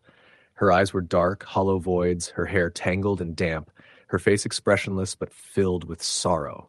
She raised a delicate hand and knocked. 3 times, pause, 2. I slammed the door shut, breathing hard. The knocking didn't stop, though. It moved to the windows, the walls, the ceiling. Whispering voices filled the air, faint and sorrowful, calling for someone who would never return. Over the following days, the manifestations grew more intense. I found cold spots throughout the house, heard footsteps pacing the halls when I was alone, and glimpsed fleeting shadows just out of sight. At night, the crying started, soft, childlike sobs echoing through the empty rooms. Determined to understand, I visited the local library and spoke to an elderly historian who knew the area's history. She told me about a tragedy that had occurred on the farm long ago, a mother who lost her 3 children to drowning in the nearby river during a flood. Devastated, she wandered the property in a white dress, knocking on doors, searching for her lost children until she vanished without a trace. The locals believed her spirit was trapped, doomed to wait forever. Armed with this knowledge, I decided to try and help. I gathered wildflowers, lit candles, and spoke prayers, hoping to offer some comfort to the restless spirit. That night, the atmosphere in the house shifted. The air felt lighter, and the incessant knocking faded to a gentle tapping, then silence. In the early hours, I heard a soft whisper, barely audible. "Thank you." When morning came, the house was still and peaceful. I knew the lady in white had finally found rest. As I locked the door behind me on my way back to the city, I glanced over my shoulder one last time. For a moment, I thought I saw a faint figure standing at the edge of the woods, watching me go. She gave a small, sad smile before fading into the morning mist. I never went back. Story the end. The first time I heard the story was from old Mr. Harlan, the owner of the only gas station in Maple Hollow. I was passing through the town on a late autumn evening, driving back from a business trip and hoping to find a quiet place to rest for the night. The gas station was the last stop before a long stretch of empty country road lined with fields and dense forests, and I decided to fill my tank and grab a snack. Mr. Harlan was a tall man in his 70s with silver hair and a weathered face that looked like it had seen 1,000 storms. He greeted me with a nod and a tired smile, then started filling my car's tank as I wandered inside the tiny store. As I browsed the shelves, I caught bits of his conversation with another local who had come in for some coffee. Something about a missing girl, about the old farmhouse on Willow Lane, and about strange things happening in the woods. Curiosity got the better of me, and after paying, I lingered near the counter. Mr. Harlan looked at me and said in a low voice, "You don't look from around here. You're in Maple Hollow now, and there's stories you ought to hear before you go wandering out at night." I shrugged, half smiling. "I'm listening." He leaned in, lowering his voice further. "There's an old farmhouse out past the hollow, where Willow Lane meets the forest. Been empty for years. Folks say it's cursed. About 15 years ago, a young woman named Clara Morgan moved in with her husband. They were city folks, wanted a quiet life, but it didn't last." "What happened?" I asked, leaning against the counter.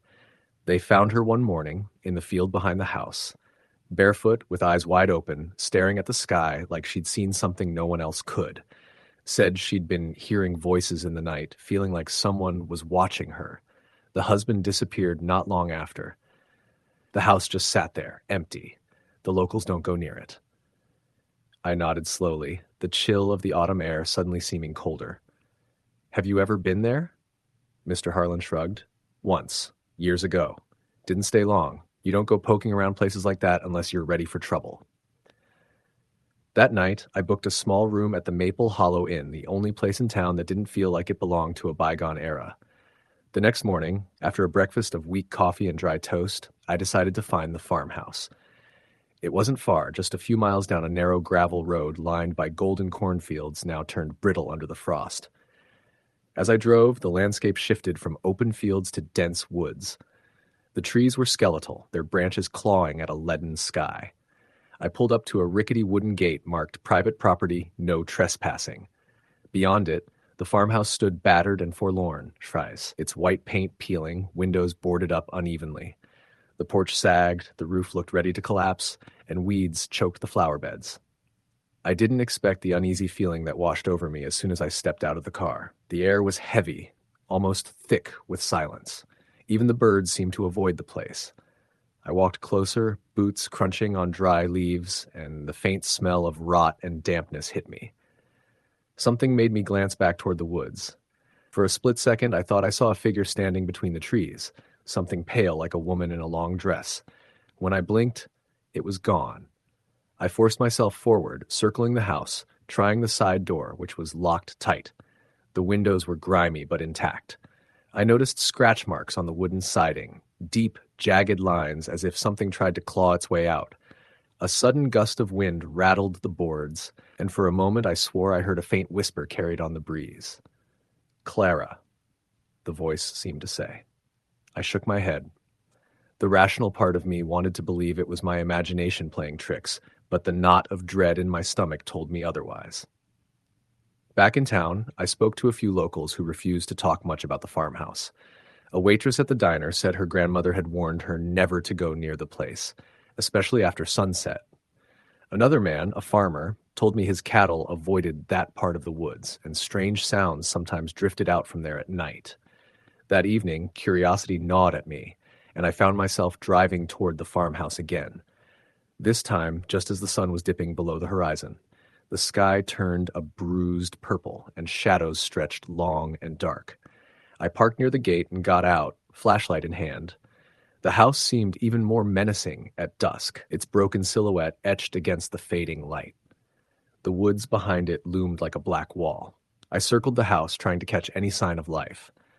Suddenly, the wind shifted, and I caught the scent of something sweet and decaying. A low moan rose from the trees, chilling me to the bone. My flashlight flickered, and when I looked up, I saw the figure again, standing just inside the tree line. A woman in a tattered white dress, her hair wild and tangled, eyes glowing faintly in the dark. I froze. She stepped forward slowly, lips moving, but no sound came out. Her face twisted in anguish, and she reached out to me with trembling hands. I stumbled backward, heart pounding, and the flashlight fell to the ground, casting long shadows. Then came the scream, piercing, raw, echoing through the woods and shaking the very ground beneath my feet. I turned and ran, branches slapping my face, the voice chasing me until I burst into the safety of the open road. Back at the inn, I locked the door and sat in silence, trying to calm my racing heart. Sleep was impossible. In the following days, the feeling of being watched followed me everywhere. At night, I heard footsteps outside my window, whispered voices just beyond hearing, and once the unmistakable sound of someone crying in the distance. I realized then that the story of Clara Morgan wasn't just a ghost tale. It was a warning. One afternoon, I returned to the diner and found the waitress alone. I asked her more about Clara. She was lonely, she said quietly. Her husband didn't want to be there, and the townsfolk treated her like an outsider. Some nights, they say she wandered the fields, calling out to someone who never came. After she died, some say her spirit stayed, waiting for him. I asked if anyone had tried to help her rest. She shook her head. No one. The fear keeps people away. But some say if you listen closely on a quiet night, you can still hear her calling in the wind. That night, I decided I had to face the farmhouse one last time. I drove there with a small candle and the letters I'd found in the town archives. Clara's letters to her husband, filled with hope and despair. Standing at the edge of the woods, I lit the candle and spoke aloud, promising to remember her story, to carry it with me so she wouldn't be forgotten. For a long moment, the wind was still. Then a soft breeze stirred the trees, and the figure appeared once more. This time, her eyes were calm, almost thankful. She smiled faintly and slowly faded into the night. The next morning, I left Maple Hollow for good. The countryside behind me felt less threatening somehow, as if a weight had been lifted. But sometimes, when I drive through quiet country roads on autumn evenings, I swear I can hear a whisper in the wind, a voice calling out across the fields carried on the breeze. Story the end. My uncle Frank lived in a farmhouse about 3 miles outside a little town in southern Illinois. It was the kind of town where people still left their doors unlocked and kids played in the streets past dark without much worry. Uncle Frank's place sat on a narrow dirt road that twisted through cornfields and dense groves of trees. The property was old, originally built in the late 1800s, according to my dad. It had gone through a few generations of ownership before Frank bought it in the early 90s. I visited him for the first time during the summer of 2008 when I was 17 and bored of city life. He invited me to stay for a couple weeks to help with some repairs, fence mending, brush clearing, small things like that. I thought it'd be a nice break. He was a quiet man, the kind that said few words but always meant them. He lived alone, and when I asked why he never married or brought in roommates, he just said, "Too many footsteps already in that house." I thought it was just a weird way of saying he liked the quiet. The house itself was beautiful in that worn, rustic way. A wraparound porch sagged slightly at one corner.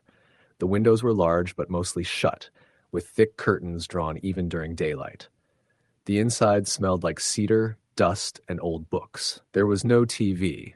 Frank didn't believe in them. And barely any cell service, which forced me to disconnect completely. The first couple nights were uneventful. I helped in the barn during the day, then we'd eat dinner around 7, then head to bed not long after the sun went down. He kept the house cold, saying the walls got clammy if he let the temperature rise too much. I slept in a small room upstairs, facing the tree line about 50 yards from the back of the property. The bed creaked when I shifted and the wind moaned through the walls sometimes, but I slept well until the third night. It started with a knock. Not at the door, on the wall, just above my head. 3 sharp raps. I woke instantly, my heart thudding hard in the silence. I sat up, staring at the wall. It was an interior wall, separating my room from the hallway. No pipes, no branches, nothing that could have tapped from the outside. I waited, holding my breath, but heard nothing else. I figured maybe it was the wood settling or a mouse in the walls. I lay back down and forced myself to sleep again. The next morning, I mentioned it to Frank over coffee. He didn't laugh or brush it off. He just nodded once and said, "Don't open your door when you hear that, no matter how many times it knocks." That unsettled me more than the knocking itself. I tried to joke. "You mean like ghosts?" He didn't smile.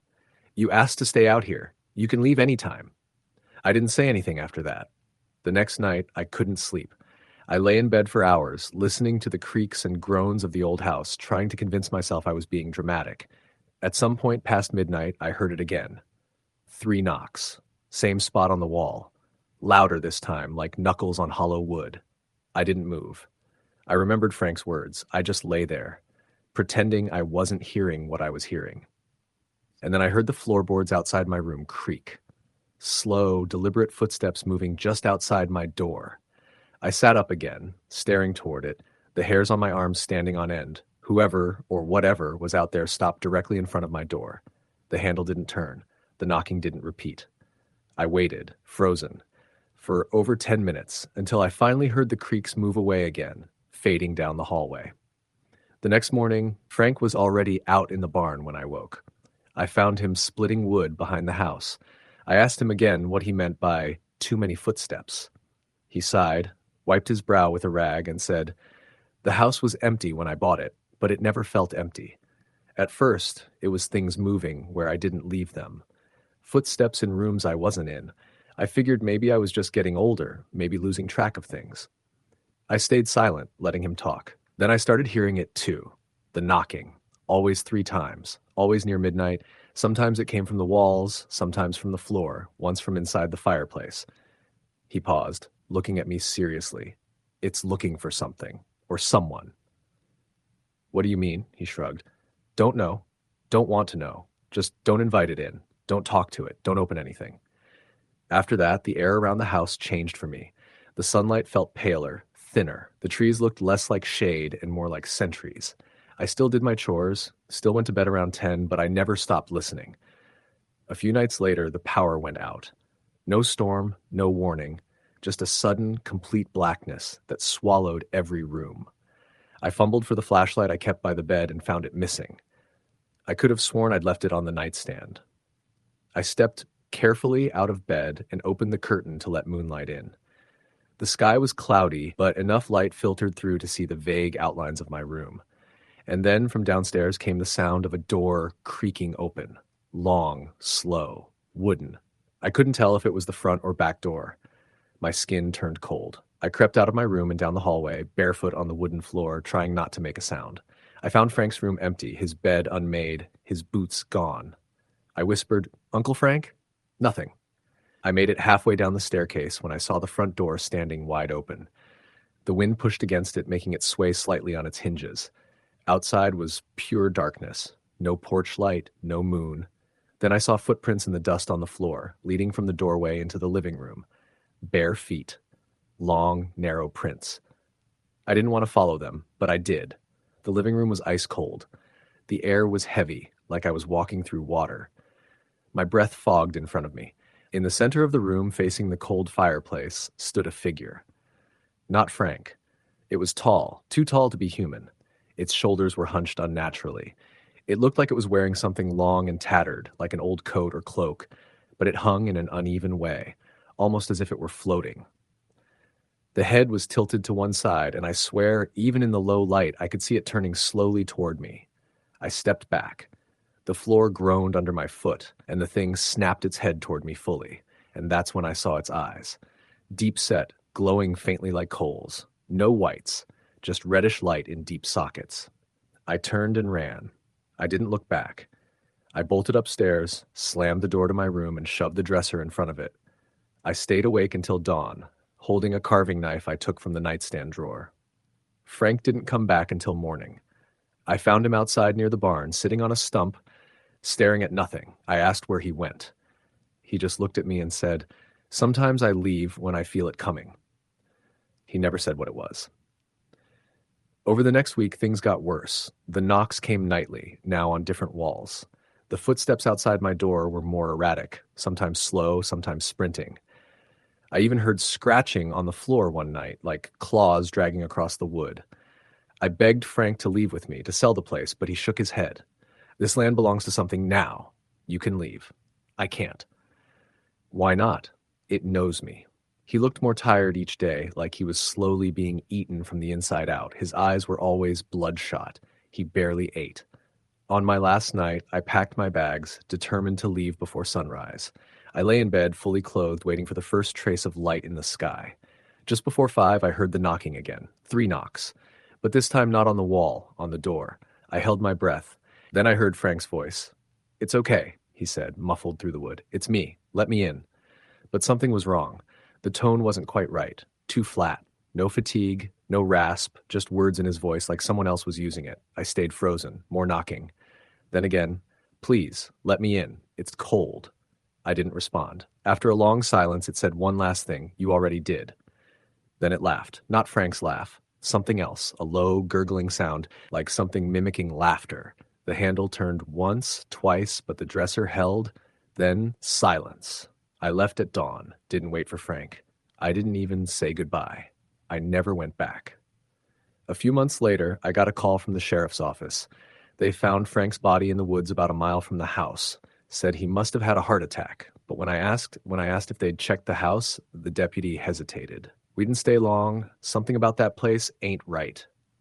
I didn't ask for more. I still dream about that knocking sometimes. 3 sharp raps, and sometimes I wake up to find the window open, even when I swore I locked it. And every now and then I hear footsteps in my hallway. Story the end. Moving to the countryside was supposed to be the fresh start I desperately needed. After years spent in the cramped chaos of city life, the idea of a quiet, isolated farmhouse nestled amidst rolling fields and dense woods was irresistible. The property I bought was a weathered 2-story house on the edge of a sleepy village named Millwood, a place so small it barely appeared on maps. The locals were few and far between, most keeping to themselves, and the days passed slowly beneath endless skies. I wasn't prepared for what I found in Millwood. From the first night in the farmhouse, I felt the weight of silence in a way I never had before. The house creaked and groaned like an old beast settling into the cold. I convinced myself these sounds were normal for a building so old, But as darkness deepened, the feeling that I was not truly alone crept in, subtle at first, then relentless.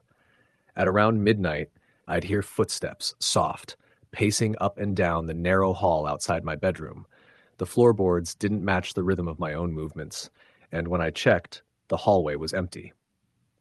Then there were the whispers, faint and indistinct, threading through the air like a half-remembered song, seeming to come from just beyond the walls. I found an old journal tucked beneath a loose floorboard in the living room one afternoon. Its pages were brittle with age, and the handwriting shaky. It belonged to a woman named Margaret, who had lived in the house nearly a century before. The entries told a tragic tale.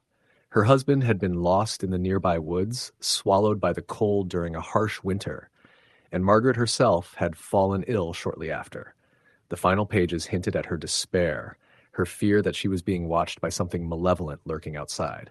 The locals were wary when I asked about Margaret and the history of the house.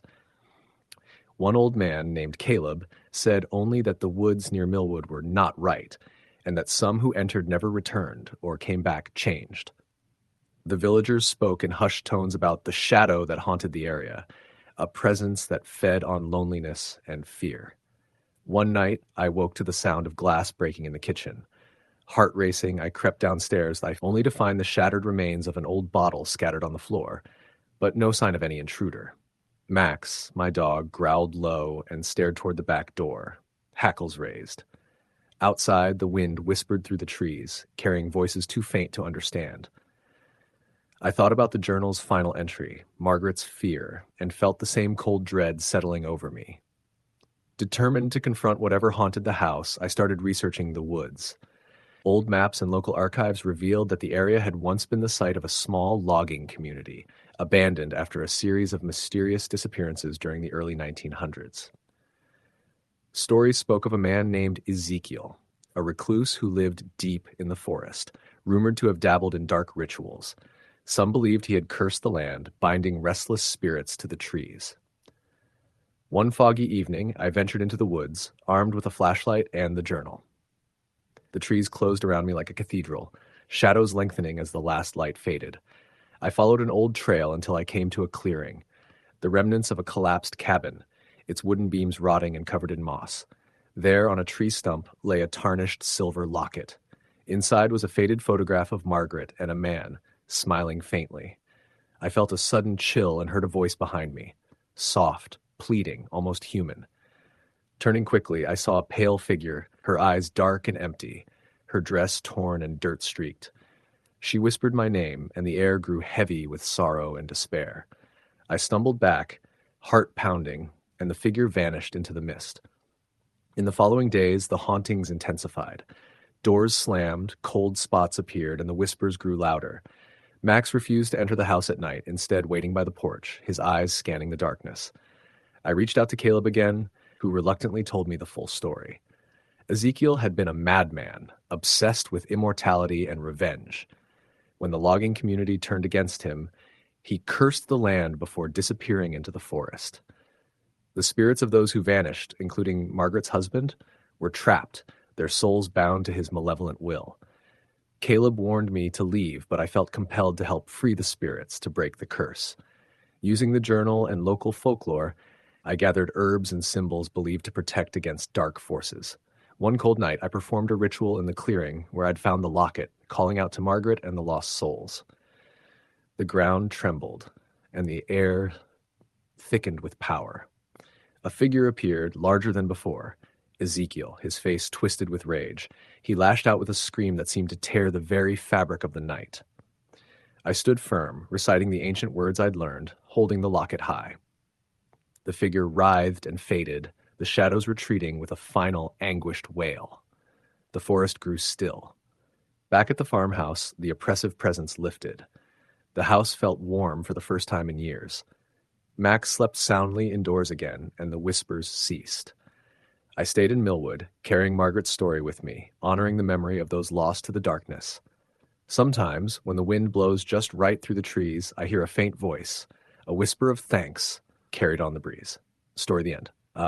The countryside is often portrayed as peaceful, a sanctuary away from the chaos of city life. When my wife Sarah and I bought a small farmhouse in a remote rural area, we thought it would be our perfect escape, a place to start fresh away from noisy neighbors and traffic. The house was old, built sometime in the late 1800s, with thick stone walls and creaky wooden floors. It sat alone at the end of a long dirt road, surrounded by fields and woods miles from the nearest town. At first, everything seemed idyllic. We spent the days restoring the house, tending to the overgrown garden, and exploring the surrounding woods. The nights were quiet, too quiet, in a way that felt unnatural after a lifetime of city noise. On our first night, I heard a soft tapping on one of the windows. Thinking it was a branch swaying in the wind, I ignored it. But the tapping returned, rhythmic and deliberate like a knock. When I checked outside, there was nothing but the dark field stretching out under the stars. Sarah joked about it being the wind or maybe a restless animal, but I felt an uneasy chill crawl up my spine. A week after moving in, strange things started to happen. We'd leave the kitchen light on and find it off in the morning. Doors we were certain we'd locked would be open. Once, I found a pair of muddy footprints leading from the back door into the garden, even though no one had been outside. The locals in the nearby village were friendly, but reserved when I mentioned the house. An elderly man named Tom warned me one afternoon, his voice low and serious. "You don't want to stay too long in that place after dark," he said. "The land's got a history, tragedy. Some say it's cursed." I pressed him for details, but he only shook his head. There was a family who lived there over a century ago. The wife went mad after losing her children. Folks say her spirit still roams the fields at night, searching. I didn't believe in ghosts, but the story lingered in my mind. One evening, Sarah was working late at the local library. I was alone in the house, sitting by the fireplace, reading an old family journal I'd found in the attic. The entries spoke of hardship and loss, harsh winters, failed crops, and a terrible flood that had taken 2 young children. The last entry was unsettling. A desperate plea for mercy, a mother's sorrow pouring from the ink-stained pages. Just as I closed the journal, I heard it, a soft, sorrowful crying coming from outside. I grabbed a flashlight and stepped onto the porch. The night air was cold and heavy with fog.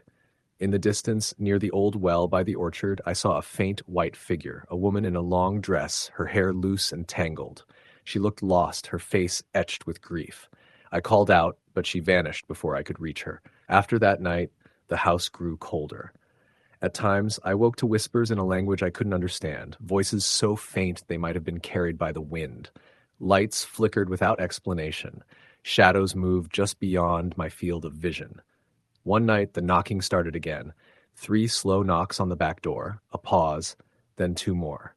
I opened the door cautiously. The yard was empty, but the well stood still and silent under the moonlight. Suddenly, I felt a presence behind me. I turned, but no one was there. The air grew icy, and a chill ran down my spine. Sarah came home early the next day, sensing my growing fear. Together, we spoke with Tom again, who gave us a faded photograph of the family that once lived there, the mother in white standing by the well with her children. He explained that the flood had claimed the children's lives, and the mother, overcome by grief, had disappeared soon after. Some said she had gone mad, wandering the countryside searching for her lost children. We decided to hold a small memorial by the well, placing flowers and lighting candles to honor the family and bring peace to the restless spirit. As night fell, the air seemed lighter, and the oppressive feeling lifted. For a while, the strange occurrences ceased. The house felt warm again, the shadows retreating. But the countryside has a way of holding on to its secrets. One night, months later, I woke to the sound of soft crying outside my bedroom window. I looked out and saw the woman in white again, standing beneath the moon, tears streaming down her pale face. She looked directly at me, her eyes hollow but pleading. I wanted to help her find peace, but I realized some wounds run too deep, tied to sorrow that refuses to fade. The knocking returned.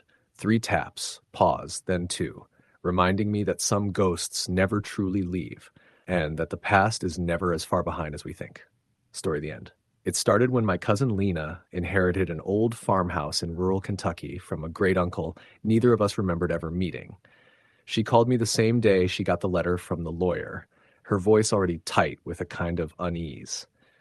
It wasn't excitement, It was more like the disbelief that borders on dread, like finding an extra room in your house that you swore was never there.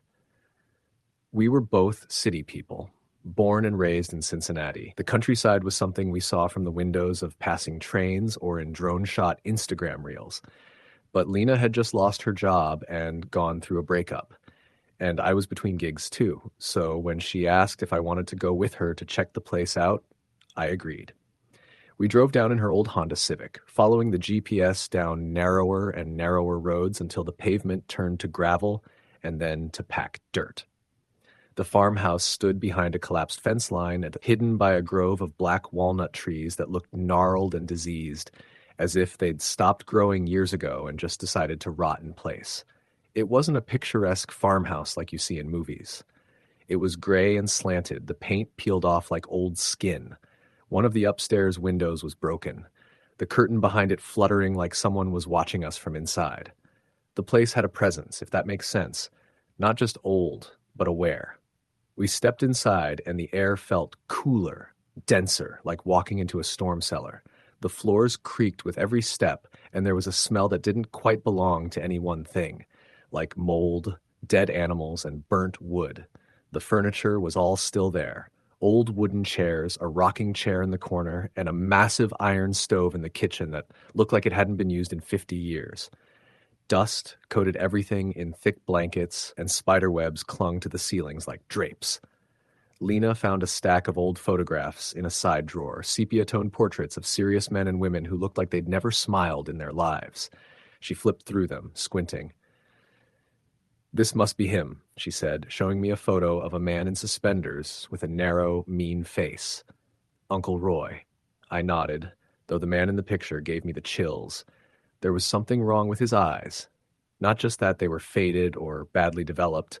It felt like they were looking through the camera, like he could still see whoever was holding the photo, decades later. We decided to spend the night since the nearest motel was more than an hour away, and daylight was already thinning. There was no power, but we found some old oil lamps, and surprisingly, a few still worked.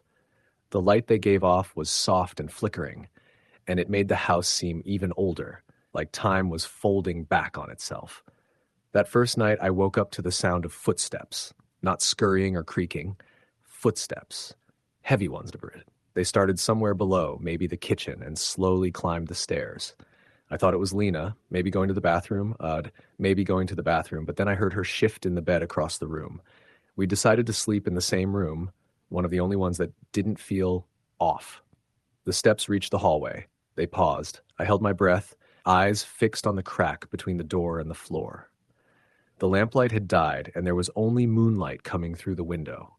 The footsteps continued, slowly passing our door, then stopping again just past it. I counted the silence. 5 seconds. 10. Then they retreated, step by step, back down the stairs. I didn't sleep the rest of the night. Lena didn't either. In the morning, she looked like she hadn't slept at all, and when I asked her if she'd heard anything, she just nodded once and said, "Don't talk about it." But that was just the start. The next day, we explored the barn out back. It was a 2-story thing with rusted tools and hay so old it had turned black. We found a trapdoor near the rear wall, half covered by a rotted tarp. When we pulled it open, a foul gust of air came up like something had been sealed under there for decades. A rickety wooden ladder led down into darkness. "I'm not going down there," Lena said flatly. I agreed. We closed it and threw a few boards over the door. That afternoon, we found a journal in a drawer in the kitchen. The handwriting was neat at first, but became erratic the deeper we went. It belonged to Roy, the man from the photo. The last few pages were full of strange entries. "She won't stop humming, even when she's in the ground. The walls are full of whispering. I can hear them all night. Buried them too shallow. Now they come up when it rains." Lena wanted to leave that night, but the car wouldn't start. Battery dead. And we had no signal, of course. We were stuck. That night was worse. We lit the lamps again, kept them close. Around 2 a.m., I heard the humming, faint but unmistakable. A woman's voice, low and tuneless, drifting through the floorboards like smoke. Lena looked at me from her bed and mouthed, "Do you hear that?" I nodded. Then something scratched the window. Not tapping. Scratching. long, slow scrapes like fingernails on glass. We were on the second floor. Lena crawled out of bed and pulled the curtain aside. There was nothing there, but the scratching continued. She turned pale, closed the curtain, and sat on the floor, knees to her chest. I didn't sleep again. The third day, the house started to feel hungry. We both felt drained, like something was feeding off us. Shadows seemed darker, heavier. The air was thick, and every sound echoed in strange ways. I heard whispers even when the house was dead silent. We tried the car again. Nothing. I opened the hood, checked the battery. It looked like it had exploded. Acid had eaten away the casing. The terminals were black. That night, Lena started sleepwalking. I woke up, and she was gone. The door to our room was wide open. I ran downstairs, calling her name. She was in the kitchen, standing by the trapdoor we'd covered up, the one inside the house. I didn't even remember seeing it there before. Her hands were dirty, like she'd been digging. Her nails were cracked and bleeding. "Lena!" I shouted. She turned slowly, eyes glassy, and whispered, "She wants out." I pulled her away and dragged her back upstairs. She screamed the whole way, a horrible, guttural sound like she wasn't herself. Once I got her in bed, she passed out instantly. In the morning, she didn't remember any of it. I couldn't take it anymore. I hiked the 5 miles to the nearest house I remembered passing. An old man answered the door, didn't say anything for a long moment, just looked me over. "You came from Roy's place," he said finally. I nodded. He sighed and motioned for me to come inside. Over black coffee and a stale biscuit, he told me Roy had been a strange man. Lived alone. People said he was cursed. Kept talking about a woman named Mabel, who disappeared one summer and was never found. Roy claimed she haunted him, that she whispered through the walls, dragged her nails across the floor at night, wanted to be let out. They found Roy hanging from a beam in the barn 10 years ago. Said he'd carved, "She's still here," into the wood before he died. "You shouldn't be there," the man told me. "That place don't forget." When I got back, Lena was gone again. This time, I found her in the barn. She was prying up the boards over the trapdoor. Her hands were bleeding again, but she didn't stop. I tried to pull her back, but she was strong, unnaturally strong. When she got the boards off, the smell that came out of that hole was unbearable, like rotting meat, sulfur, and something worse. She climbed down the ladder before I could stop her. I followed. It was a root cellar, but bigger than it should have been, carved into the earth with stone walls, and at the far end there was a mound of disturbed dirt. A crude cross made of rusted metal stuck out of it. Lena was standing there, whispering something I couldn't hear. She turned to me and said, "She wants to be moved. This isn't where she belongs." Then she fainted. I carried her out of there and we left the next morning on foot. Took almost 6 hours to reach the nearest town. We never went back. A few weeks later, Lena got a call from the lawyer. The house had burned down. Spontaneous fire, they said. No cause found. The barn, too. But I think it wasn't fire. I think whatever was down there, whatever Roy buried, finally got free. And I think sometimes late at night when Lena stares out the window and hums that low, tuneless melody, that maybe it followed her. Story the end. It was late August when I decided to take a break from the noise of the city and spend a couple of weeks in the countryside. My uncle had passed away earlier in the year and left behind an old stone cottage on the outskirts of a small rural village in northern England. The place had been in the family for generations, but it had stood empty for the past few years after my uncle's health started to decline. He refused to sell it, claiming that it held memories. No one argued with him, though most of the family never talked about the place, if they could help it. I arrived on a Monday mid-afternoon. The bus dropped me off at the end of a narrow lane flanked by overgrown hedgerows. There were no streetlights, no other houses in sight, and barely any cell reception. The only sounds were the wind rustling the leaves and the distant hum of insects. The cottage sat on a slight hill, gray stone cracked and speckled with moss, windows covered in layers of dust. There was a strange stillness in the air as I approached the house. No birdsong, no movement in the surrounding trees, just a low, pressing silence. I unlocked the front door, which groaned open like it hadn't been touched in years. Inside, the air was thick with the scent of mold, old paper, and wood rot. Furniture covered in white sheets, the fireplace full of crumbled soot, and a clock on the wall that had stopped at exactly 3:17. I pulled the sheets off some of the furniture, opened a few windows, and lit a couple of candles until I could figure out if the power was working. By dusk, I'd settled into one of the upstairs bedrooms. It was small and sparsely furnished, just a narrow bed, a chest of drawers, and a mirror above the fireplace. I left the window cracked for air and lay back, the ceiling boards above me warped and discolored with age. I was exhausted from the journey, but sleep came slowly. Around 2 a.m., I woke to the sound of footsteps. Not outside, inside. Slow, deliberate steps across the wooden floor downstairs. I sat upright, my ears straining in the dark. The footsteps paused. Then a dragging sound, something heavy being pulled across the floor. I reached for my phone, but it was dead. No signal. I considered calling out, but something deep in my gut warned me against it. The steps resumed, climbing slowly up the stairs, one at a time. Each creak felt like it echoed through the entire house. Then silence. For a moment, I thought I'd imagined it all. Maybe it was the house settling. Maybe I was just tired. Then came the sound of breathing. Shallow, raspy, right outside the bedroom door. I didn't move. I didn't dare. The breathing continued for what felt like a full minute. Then it stopped. When I finally gathered the courage to check, I opened the door and found nothing there. No signs of movement. The hallway was empty, still cloaked in the same heavy silence. I didn't sleep the rest of the night. The next morning, I tried to rationalize it. Old houses creak. Rodents in the walls, maybe a fox had gotten in somehow. I spent the day walking through the village, talking to a few locals. Most were polite, but distant, especially when I mentioned the cottage. One older woman, Mrs. Blackwood, gave me a long look when I said I was staying there. Strange place, that one, she said. Never did sit right with people. Your uncle, he kept to himself, didn't he? I nodded. He did, yeah. Always said the place had memories. She pursed her lips. Not memories, residue. You ever heard of a house that remembers things? This one does, and it doesn't let go of what it remembers. That night, I double-checked all the locks and windows. I even set up a glass on the doorknob of my bedroom, an old trick I read about to hear if someone opened it. I left the lamp on. At 3:17 a.m., I woke up again. Not to footsteps this time, but to the sound of weeping. A low, mournful sobbing coming from somewhere in the house. It rose and fell, soft at first, then louder, until it felt like it was coming from every wall. I got up and followed the sound downstairs. The living room was cold, far colder than it should have been for late August. The fireplace was dark, but the sobbing was loudest there. I stood frozen for a moment, staring into the empty hearth. Then I saw it. A shape, just barely visible in the soot and shadows.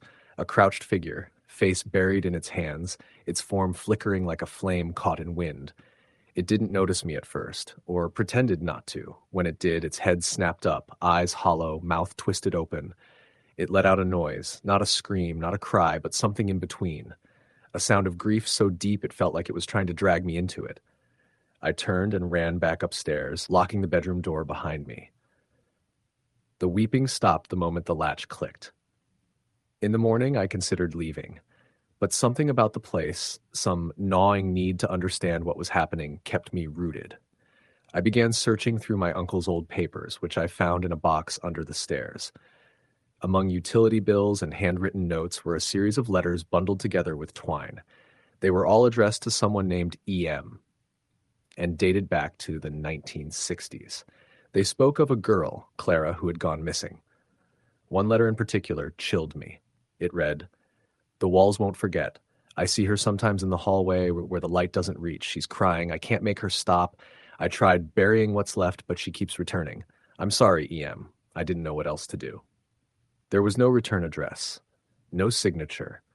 That night, I dug around the back garden near the large oak tree that cast its shadow over the house. The earth felt oddly soft in one area, and after about 2 feet of digging, I found something wrapped in cloth and plastic, old crumbling fabric that fell apart at my touch. Inside were small bones, not animal, human, child-sized. I dropped the shovel and stumbled back inside, nauseated, hands shaking. I called the police the next morning from the village. They came, took my statement, and started an investigation. The remains were confirmed to be human, but they said it would take time to identify them. They asked if I wanted to continue staying in the cottage. I said yes. I don't know why. Maybe it was guilt, maybe it was curiosity, but I stayed. The nights grew worse. Now I not only heard the weeping, but voices, dozens of voices whispering just out of earshot. They'd rise and fall in unison like a chant. The walls groaned with them, the air thick with sorrow and rage. One night, I found a new crack in the living room wall, small, almost unnoticeable, but dark as pitch. I pressed my ear against it and heard something I'll never forget. Laughter. Not the kind of laugh you hear at a joke, but sharp, broken cackling, like someone had gone mad and never stopped laughing since. I backed away. That night, the mirror in my bedroom shattered on its own. On my final night there, I woke up again at 3:17. This time, the door to my room was open. The glass on the knob shattered on the floor. My lamp was off, though I never turned it off. And standing at the foot of my bed was the girl. She was maybe 10 or 11. Her dress was old-fashioned, her eyes sunken, but it wasn't the appearance that terrified me. It was the way she stood, perfectly still, head tilted slightly, as if observing me the way a doll might observe a child. She lifted her hand and pointed behind me. I turned. The wall behind me had changed, warped. In the flickering light from the hallway, I saw the outline of a door where none had ever been. A door shaped into the wall itself, edges rough, pulsing like a heartbeat. I didn't open it. I couldn't. I just closed my eyes and whispered over and over, "You're not real. You're not real." When I opened my eyes, the girl was gone. The wall was back to normal. The next day, I left. I locked the cottage and walked down the lane, never looking back. A week later, I received a call from the local authorities. The remains belonged to a girl named Clara Elmsworth, reported missing in 1964. A neighbor at the time said she was often seen playing near the cottage. Her case was never solved. They're considering reopening the investigation. As for me, I've had nightmares every night since. Always at 3:17. Always the weeping. Sometimes I wake up to find small footprints near my bed, muddy and damp, like someone had walked in from the rain. I never told my family everything, just that the place was too quiet for me. But I know what I saw, and I know the house remembers. Story the end. When I was 24, I moved from the city to the countryside to work as a freelance wildlife photographer. I'd grown tired of the endless concrete and noise, and after saving for 2 years, I finally found an affordable place deep in rural Wiltshire, England.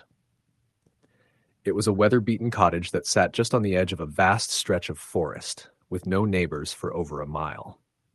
The rent was shockingly low, which should have been my first warning sign, but I was enchanted by the quiet, the wildflowers that sprouted in the overgrown garden, and the promise of peaceful solitude. The place was old, probably 18th century, with stone walls covered in creeping ivy and a roof that moaned with every gust of wind. Inside, it smelled faintly of damp earth and wood smoke, and there was a persistent chill, even in June. The former tenant had left some old furniture, including a bed, a few chairs, and a wooden dresser in the upstairs bedroom that seemed fused to the floor with age. I didn't mind. It added to the atmosphere. The first few days passed uneventfully. I'd wake up early, hike through the woods with my camera, and spend the evenings editing my shots or reading. Nights were quiet, almost unnaturally so. I was used to the distant buzz of traffic or the occasional shout from drunken revelers in the city. But here, there was only the rustle of leaves and the occasional hoot of an owl. About a week after moving in, things started to shift. It began with small sounds at night. Faint creaks on the stairs, even though I was always alone. I chalked it up to the old house settling or animals on the roof. Then I started hearing whispers. I thought I was dreaming at first, soft, unintelligible murmurs that would drift into my consciousness just as I was about to fall asleep. Once, I sat up in bed and strained my ears, holding my breath.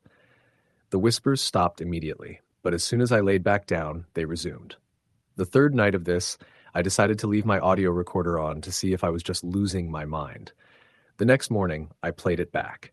There was nothing at first but the ambient hum of the room, the occasional gust of wind. Then, about an hour in, I heard it. A voice. No, multiple voices, whispering all at once, layered and urgent like a crowd praying or chanting in reverse. The language was impossible to understand. It wasn't English. It wasn't anything I could place. but the tone was unmistakably human, and the cadence was rising and falling like a liturgy. My stomach turned as I listened. The voices stopped after a few minutes, replaced by a long stretch of silence. Then, just before the recording ended, a sound rang out clear as a bell. Heavy footsteps on the wooden stairs.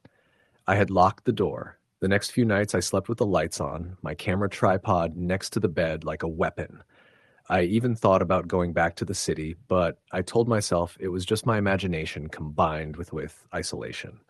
I was letting my mind trick me. I even deleted the audio file, hoping to put it behind me. Then I met Elsie. She was a woman in her 70s who ran the tiny shop in the nearest village, about 2 miles down a gravel path. I'd been picking up some supplies when she asked if I was the one renting the old Moore cottage. I nodded, and her expression tightened just slightly, like she'd bitten into something sour. "You'll want to be careful up there," she said after a long pause. "Why?" I asked, my stomach already tightening. She didn't answer right away. "That land's been strange for a long time. My father said it was cursed, and his father before him. People don't stay in that house long, always leave in a hurry, or worse." I tried to get more out of her, but she grew quiet and waved me off, pretending to busy herself with stock.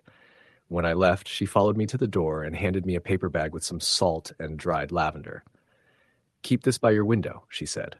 "Don't ask questions. Just do it." That night, I poured the salt across the windowsills and placed the lavender in a bowl near the foot of my bed. I felt ridiculous. But when the sun went down, the cottage seemed to thicken with an oppressive weight. The lights flickered. I heard whispering again, louder now, and the unmistakable sound of something, moving slowly through the hall. I gripped the tripod, heart hammering. Something brushed against my bedroom door from the outside. I didn't move. I barely breathed. Then, silence. I must have fallen asleep at some point because I woke with the gray light of morning leaking through the window. I didn't feel rested. I felt hungover, as if the night had drained something from me. I staggered to the bathroom and noticed bruises on my wrist, long, narrow fingerprints. The next day, I returned to the village to find Elsie. I told her everything. She listened without interrupting, then nodded like she had expected it all.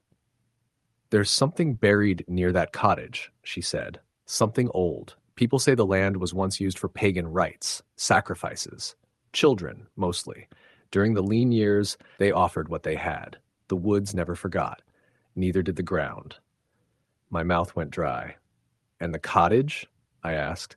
"They built it to keep watch over the land, but it never worked. People think they can just wall up the past, but things like that don't stay buried. They wait. They seep into wood and stone, into dreams." I left the shop with a growing sense of dread. That night, I didn't sleep. I stayed on the couch with every light in the house on. Around 2 a.m., I heard the bedroom door upstairs slam shut. Then the sounds started again, footsteps, low humming, the rustle of cloth moving over floorboards. I forced myself upstairs, one step at a time. The air grew colder with each foot forward. When I reached the bedroom, the door creaked open on its own. Inside, the dresser was open. I swear it had never opened before. It was filled with children's clothes, old, moth-eaten garments that looked like they belonged to another century. And in the corner where the wall met the floor, I saw something scratched into the wood. Tiny handprints. Dozens of them. I left the house that night.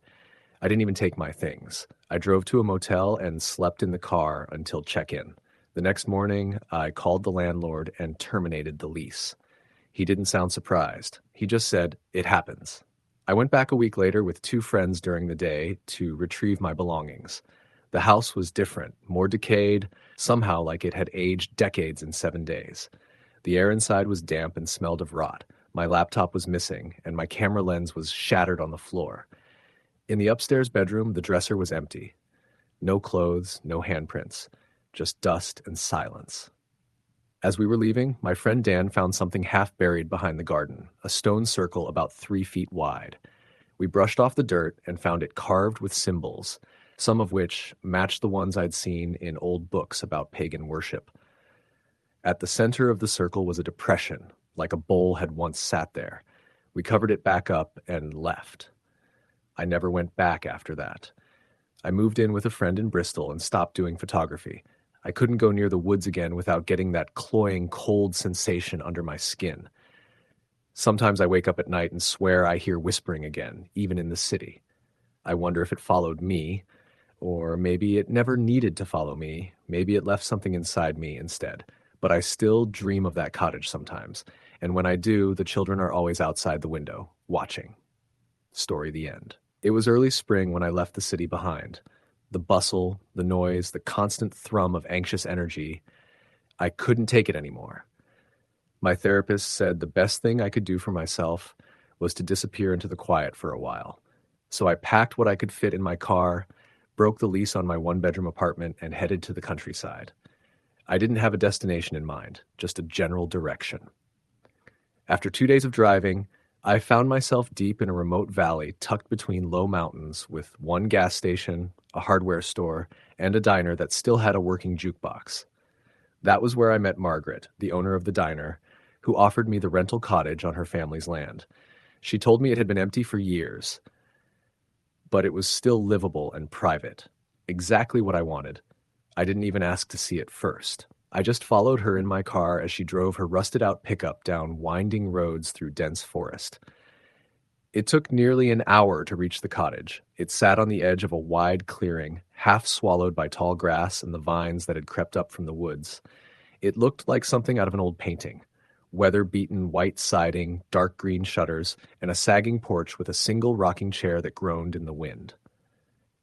"It's got power and water," she told me, handing over a tarnished brass key.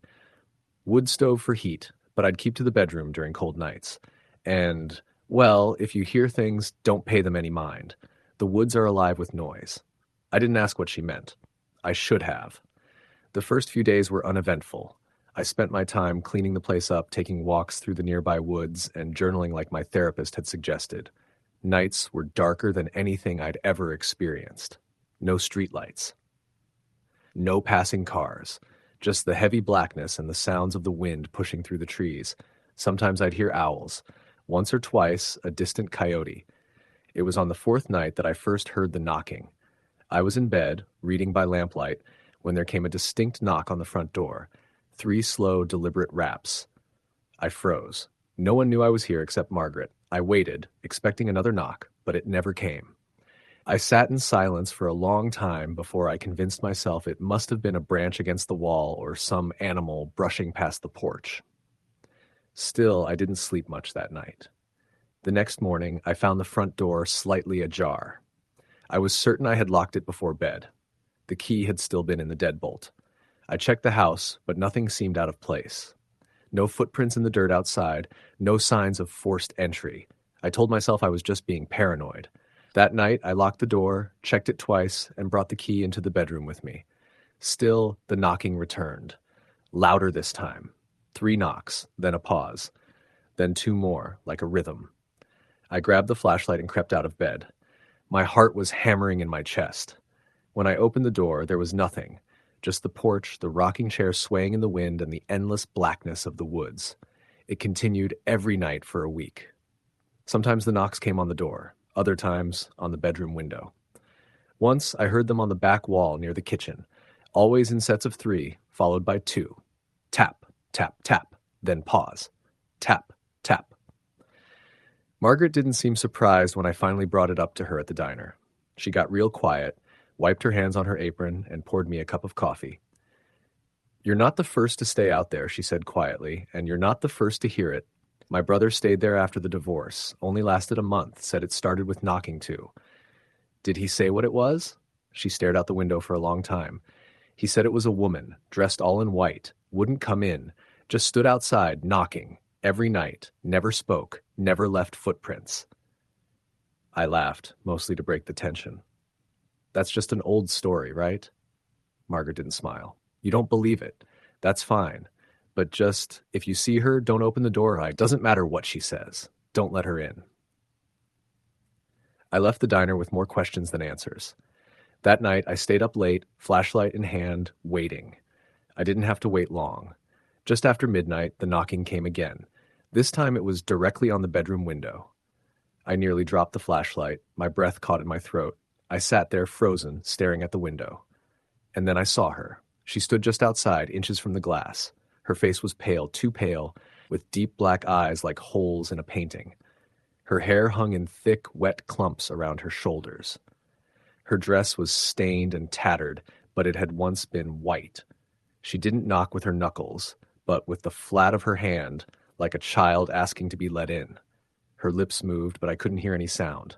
I threw the blanket over my head and stayed like that until morning. From then on, I saw her almost every night, sometimes at the window, other times near the edge of the woods. Once, she stood just beyond the reach of the porch light, unmoving, watching. Always knocking, always mouthing something I couldn't hear. I stopped sleeping. I stopped going outside. I covered all the windows. I nailed the front and back doors shut. But the knocking still came, on the walls, on the floor beneath my bed, even once from inside the closet. I started keeping notes. I wanted to understand it, the pattern, the timing.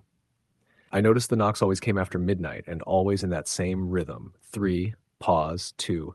I even tried mimicking it back once just to see. When I did, the knocking stopped. I thought maybe I'd ended it, but then came the whispering. It started soft. So soft I thought it was just the wind. But then I began to hear my name, over and over like a song, sometimes from outside, sometimes right next to me. I stopped eating, my skin broke out in rashes, I lost nearly 15 pounds in 2 weeks. One night I woke to find the bedroom door open. I had nailed it shut. I had nailed it shut! The nails were lying on the floor in a neat little pile. She stood in the doorway, closer than ever, smiling now. Her teeth were too many, too sharp. She didn't move, just stared. And then she spoke, not out loud, in my head, like a voice crawling through the inside of my skull. Let me in. You called me. You called me. I don't remember grabbing the hammer. I don't remember running. But I ended up outside, barefoot, bloodied from broken glass and splinters. I drove straight to the diner. Margaret let me in without a word. She put a blanket over my shoulders and poured me coffee. I thought I could outlast her, I told her. I thought it wasn't real. Margaret nodded. Most do, until they don't. I tried to leave the next day. I packed my car, left the key on the porch, and drove back through the winding forest road. I didn't make it more than a few miles. The road kept looping. No matter which turn I took, I ended up back at the cottage. It was like the land wouldn't let me go. I called Margaret. She didn't answer. I called the sheriff's office in town. They said they'd send someone out. No one came. I ran out of gas the second night. I walked back to the cottage, not knowing what else to do. It was still unlocked, still waiting. The knocking didn't come that night, nor the next. I started to believe it was over. Then last night the whispering returned. Not from outside, not even from inside the walls, from inside me. She doesn't need to knock anymore. She's already inside. Story, the end.